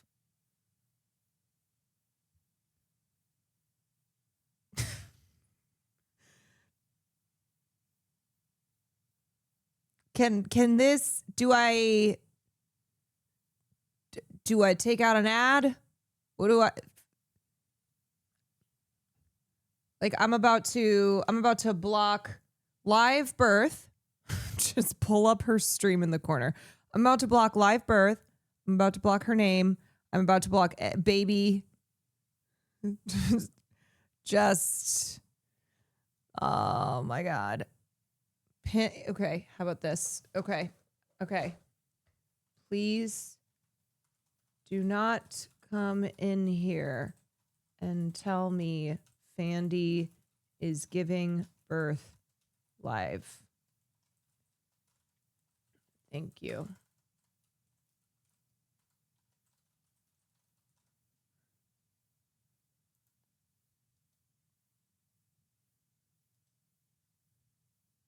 Okay. I went to see him speak and he talked about the levels of deception. And I'm trying so hard also to have compassion for where people are at in their levels. Yeah. You have to, it's taking a lot of work to It's very hard learn. to break that mindset and say one side is occupied, one side is occupied. This is not both Yeah. sides. We understand It's in not both Ukraine. sides. We understand in Ukraine. Nobody says, "Hey, I've got a Ukrainian flag on my house, but I'll put a Russian flag up as well." Yeah. Nobody says that. Yeah. Even though we're not anti-Russian, Russian people are not bad But people. also the sanctions that were immediately in place. And I remember reading an article because my sisters in Ireland were very... Soul Boot, thank you for the 5 gifted. SW Snyder, thank you for the tier 1. very involved in getting women and children out of Ukraine and housing them in Irish family homes. Yeah. The homes were opened. Same We in the all UK. opened, UK yeah, did open. everywhere. And so I saw that really up close. And there was an article in a newspaper about somebody was saying, you know, use this time and your energy to like make bombs and stuff. Weren't they saying that to Yeah. Ukrainian? And there was a whole video done by, I think, CNN, I can't remember which one, where they went and followed a bunch of Ukrainians around Yeah. where they were making Molotov cocktails. Yeah. And again, it was like Andor. It's very impressive when Yeah. the good guys are doing it. But who Yeah. defines who the good guys and the bad guys are? Yeah. If Palestinians resist violently, which is their right under international law, Absolutely. obviously, international law does not give you the right to kill innocent civilians. We agree Yeah. on that. But the act of resistance is totally illegitimate when it comes to Palestine. Totally. And everything about, I mean, And also, what would you do? I mean, you came back from the West Bank. If we lived there, what would we do? If the average Westerner, European American lived that life? I mean, Ehud Barak, former Prime Minister. Oh, but Israel and Palestine and Ukraine and Russia, it's not the same thing. So you can support Ukraine and support Israel. Said, if I had been born a Palestinian, I would have joined a terror group. I It was a moment of swear. honesty from yeah. Barak. Yeah, I mean, there's a brilliant photograph. I don't know who took it, but there's a Yeah, photograph. once upon a time, that's what he said. If I were born in Palestine, I would join a group.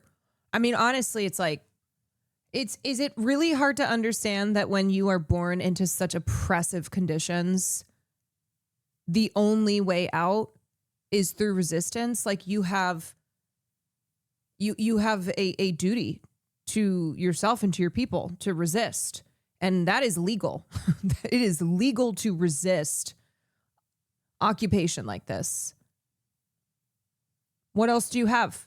What else do you have? Truly. What am I going to appeal to the morality of my oppressor? Guess what? They don't fucking have any.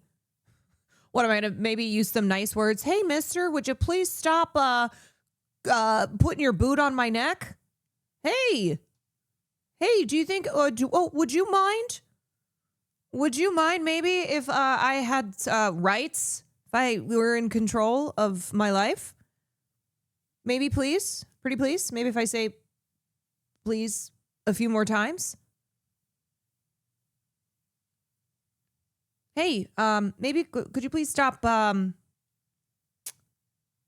mass murdering my community, my people? Yeah, have you considered politely asking them to stop killing you? The internet hippo tweet. If Hamas was destroyed but my whole family was killed in the process, the first thing I would do is start Hamas too. Yeah. Creepier, thank you for the 23 Of the months. women in Ireland making the bombs, like putting the petrol in the bottles. And I remember I'd look at it and feel like, yeah. Having been out in Palestine, Yeah, I can't say that I would. I mean, the man who took us around is a peacekeeper. He is. I don't know. So we live in the UK right now. You live in the UK. I'm a British citizen coming back to the UK. If you even hinted any of that, you'll be locked up. I know. I mean, this is where we live it now. Yeah, I mean, It's even like, saying this even to saying you this stuff is like, oh. I know, they'll and be all after the you. and the use of the anti-Semitic, and I'm just like. Have you been called that? Yes. Yeah, I mean the whole of Ireland has been called that. You know, Ireland and- is Hamas. Yeah, and so Ireland some is of the Hamas. most helpful sources for me after the Palestinians, of course, have been Jewish people, and I think their own connection to, never again. I've been really inspired by. Norman Finkelstein and Katie Halper and all of these great people on the right side of it. So the idea that it's anti-Semitic that's another form of gaslighting. It's. I mean, you went to the West Bank and you weren't checking the religion Very of the pale occupiers. Hamas. The issue is they were I don't occupiers. care. They're occupying and they're. I don't know the religion of the people who shot the guys at Gorman. Yeah, it doesn't matter. Like, it doesn't matter. They're It doesn't occupiers matter. shooting innocent, unarmed people. Yeah, and it just feels like seeing it up close, going through the checkpoints. I was sitting in a taxi, and the Palestinians did take the piss out of me a lot because I cried a lot. And they would say, "Oh, Denise is crying. Be careful. The floor is so wet because she's crying again." But privately, they would also say to me that for them to see somebody have a strong reaction to what's happening is quite, I think, can be helpful for them because I would imagine they feel very abandoned. And also what's happened to them has been normalized, right? Completely. And been it's happening since not 1967. normal. Yeah, it's not The normal. that- Palestinians have the right to castle doctrine, and Israel broke into their home over 75 years ago. It's like, yeah, what language can I put this in for you I to should sit in understand? front of a man who spent 29 years in prison, went to prison at 15 and then got out recently. It's not normal what happened to him in there. It's not normal what's happening to Hussam Abu Shafir, the doctor. Where In is Gaza. he? Yeah, like disappeared. the image of him walking to the tanks with such, Yeah. I can't even. History will look back on that as a Tiananmen Square moment. That's exactly what I thought. People today in the West haven't clocked it because the gaslighting is still so strong. Yeah. But I think the verdict of history will be very harsh. Listen, I hope. I mean, Owen Jones talks about the reckoning, and he's so determinedly saying there will be a reckoning. I really hope Yeah. so. But to I'm be more cynical honest, than Owen, but Owen does say that. me too, and especially since I came back, since being there, I'm like, hang on, how is this going to All right, be? so let's not end on a negative note. Oh, What makes you God. hopeful? What makes me hopeful? Okay, what makes me hopeful? I listen to Gabor Maté a lot at the moment, and he talks about moral injury, and that actually, if your heart is broken right now, because my heart is smashed in a million bits, he says that that's a sign that you are a human. And I'm seeing a lot of people. There are a lot of people. We're going to Wembley tonight, where there will be 12,000 people. It's still not enough, but all around the world, I do think we are seeking each other out and finding ways to show that we do care. It's just the people in positions of power, which I now think has all been orchestrated. I mean, I've turned full conspiracy theorist about the whole thing. I think, I feel like the people in power are not doing enough, but we are. Those of us with our hearts broken, we are many, and that's. I mean, it's not even conspiracy theorists. That's just how it goes. That's just.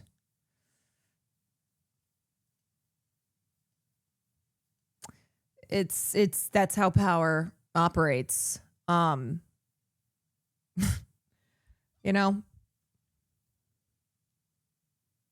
Just acting on aligned interests. Yeah.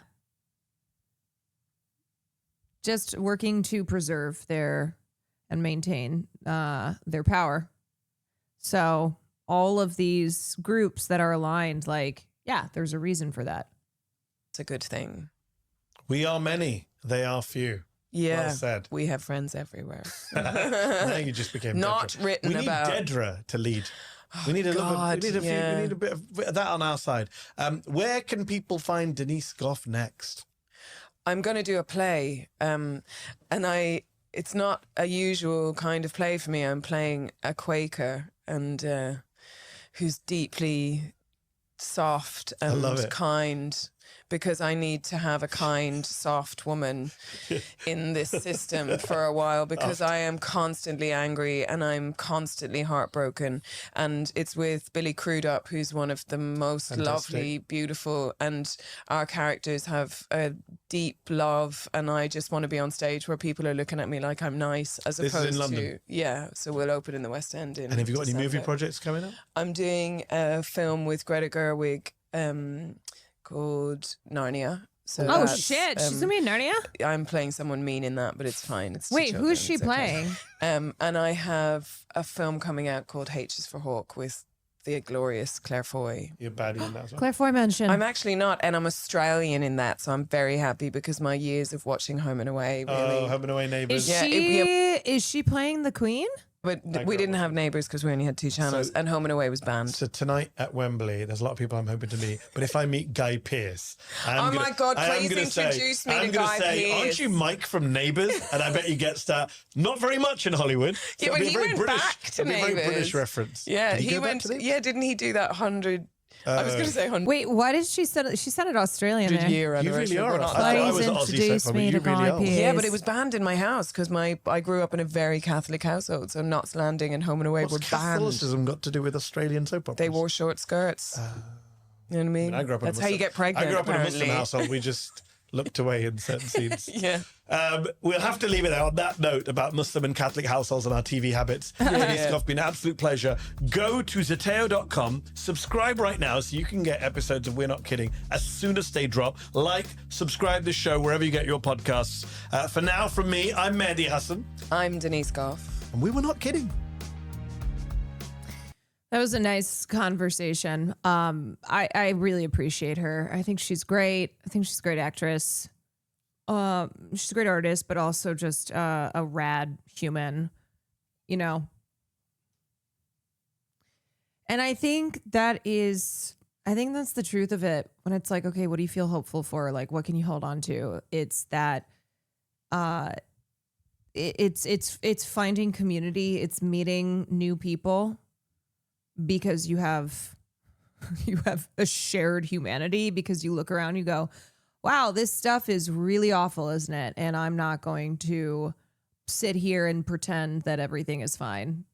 You know, I've had conversations with people over the last couple of years that I wouldn't have thought I would have. And meeting people through our shared sense of morals. Yeah, just remembering that you're not alone, and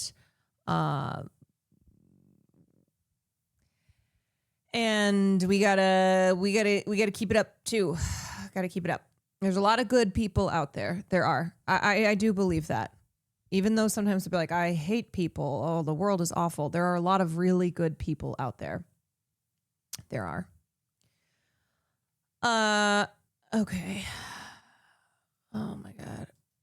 I thought I would feel less like shit. But I feel more like shit. Also, now those pancakes were good, but they really hurt my stomach. Now earlier I was feeling nauseous. I still have a headache. I've taken Tylenol. I still have a headache, and now my stomach hurts. But the pancakes were good. Hey, you guys, coming up next on my stream, I'm giving birth live.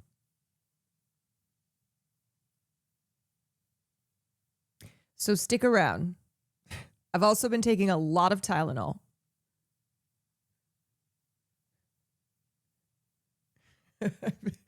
This is that. Pretend this is Tylenol. How many subs to name the baby? Whoever gives the most. Top gifter. Top sub gifter gets to name.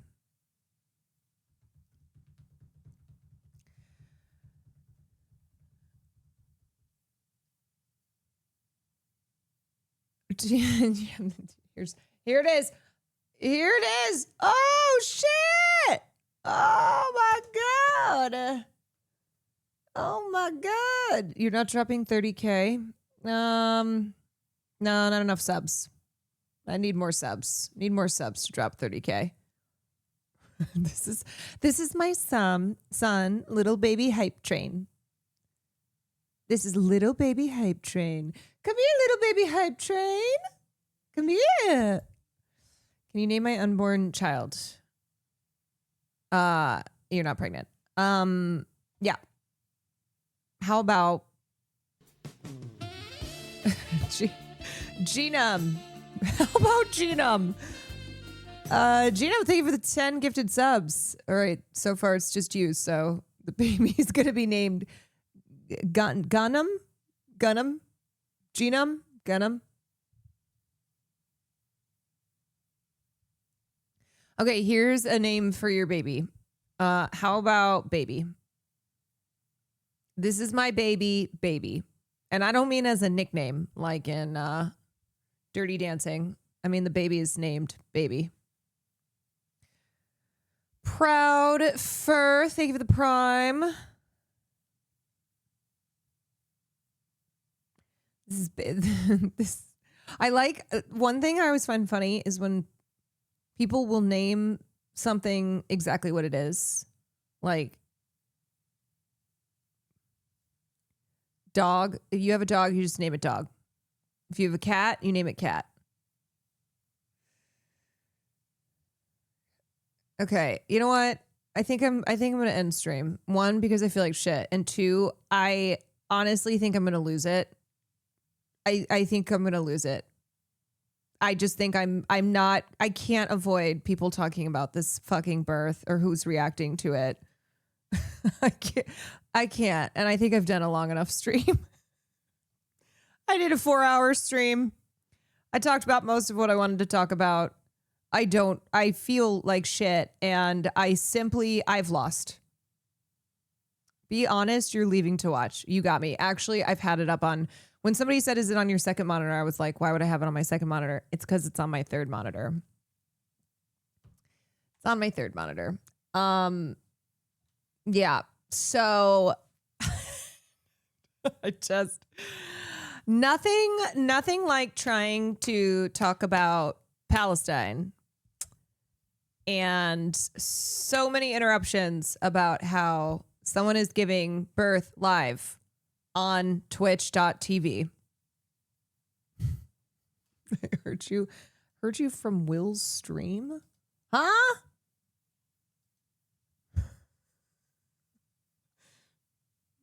You know what?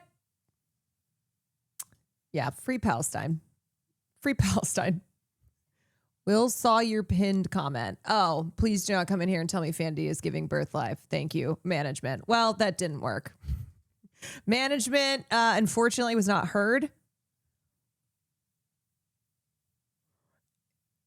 Unfortunately, management was ignored. So maybe next time. Maybe next time management's requests will be considered. Okay. All right. So anyway, this is also no shade to Fandy. Congratulations on the baby. That is pretty wild to live stream it. That is pretty wild. All I will say is if I ever have a baby, ain't no way am I live streaming that shit. Ain't no way. I don't want anybody. I don't want anybody there. I think that's wild. I think that's wild, but congratulations to her. Austin was in chat asking how long it'll take. Congratulations. This is more so my just shaking my head at Twitch chatters who just kept coming in here. I mean, like, hey, oh my God. Like what are they, the birth announcers? Or do they have trumpets? Are they going around to every single chat making the announcement? The answer is between 5 minutes and 10 hours. Yeah, birth can take a long time. It can take a long time. So, Cutie got hit earlier too. Well, all right, you guys. I'll be back I'm not gonna game tonight, but I'll be back tomorrow. Oh, little TT boy. Oh, my little TT. My little tatas. My little tater tot. My little tater tot. Rest well, Queen. I'm so sick and tired of, every time I have my period, I just get so sick now. It used to never happen that way. Farley is telling me that Fandy's giving birth. Oh, thank you. I didn't know. Thank you, Farley. Oh my God. I don't know what happened. In my 20s, I was always fine. And then in my 30s, I just always feel so sick. The first 2 days are usually depression mode. I don't get like too bad of depression, but I do get physical symptoms. And I always have a just consistent headache. My body is trying to your body's trying to kill you anytime in your 30s. It's so annoying. It really is. Anyway, thank you for joining me, everyone. Sorry this was an under the weather stream, but I will be back tomorrow. Hopefully I'll be better. And thanks for joining.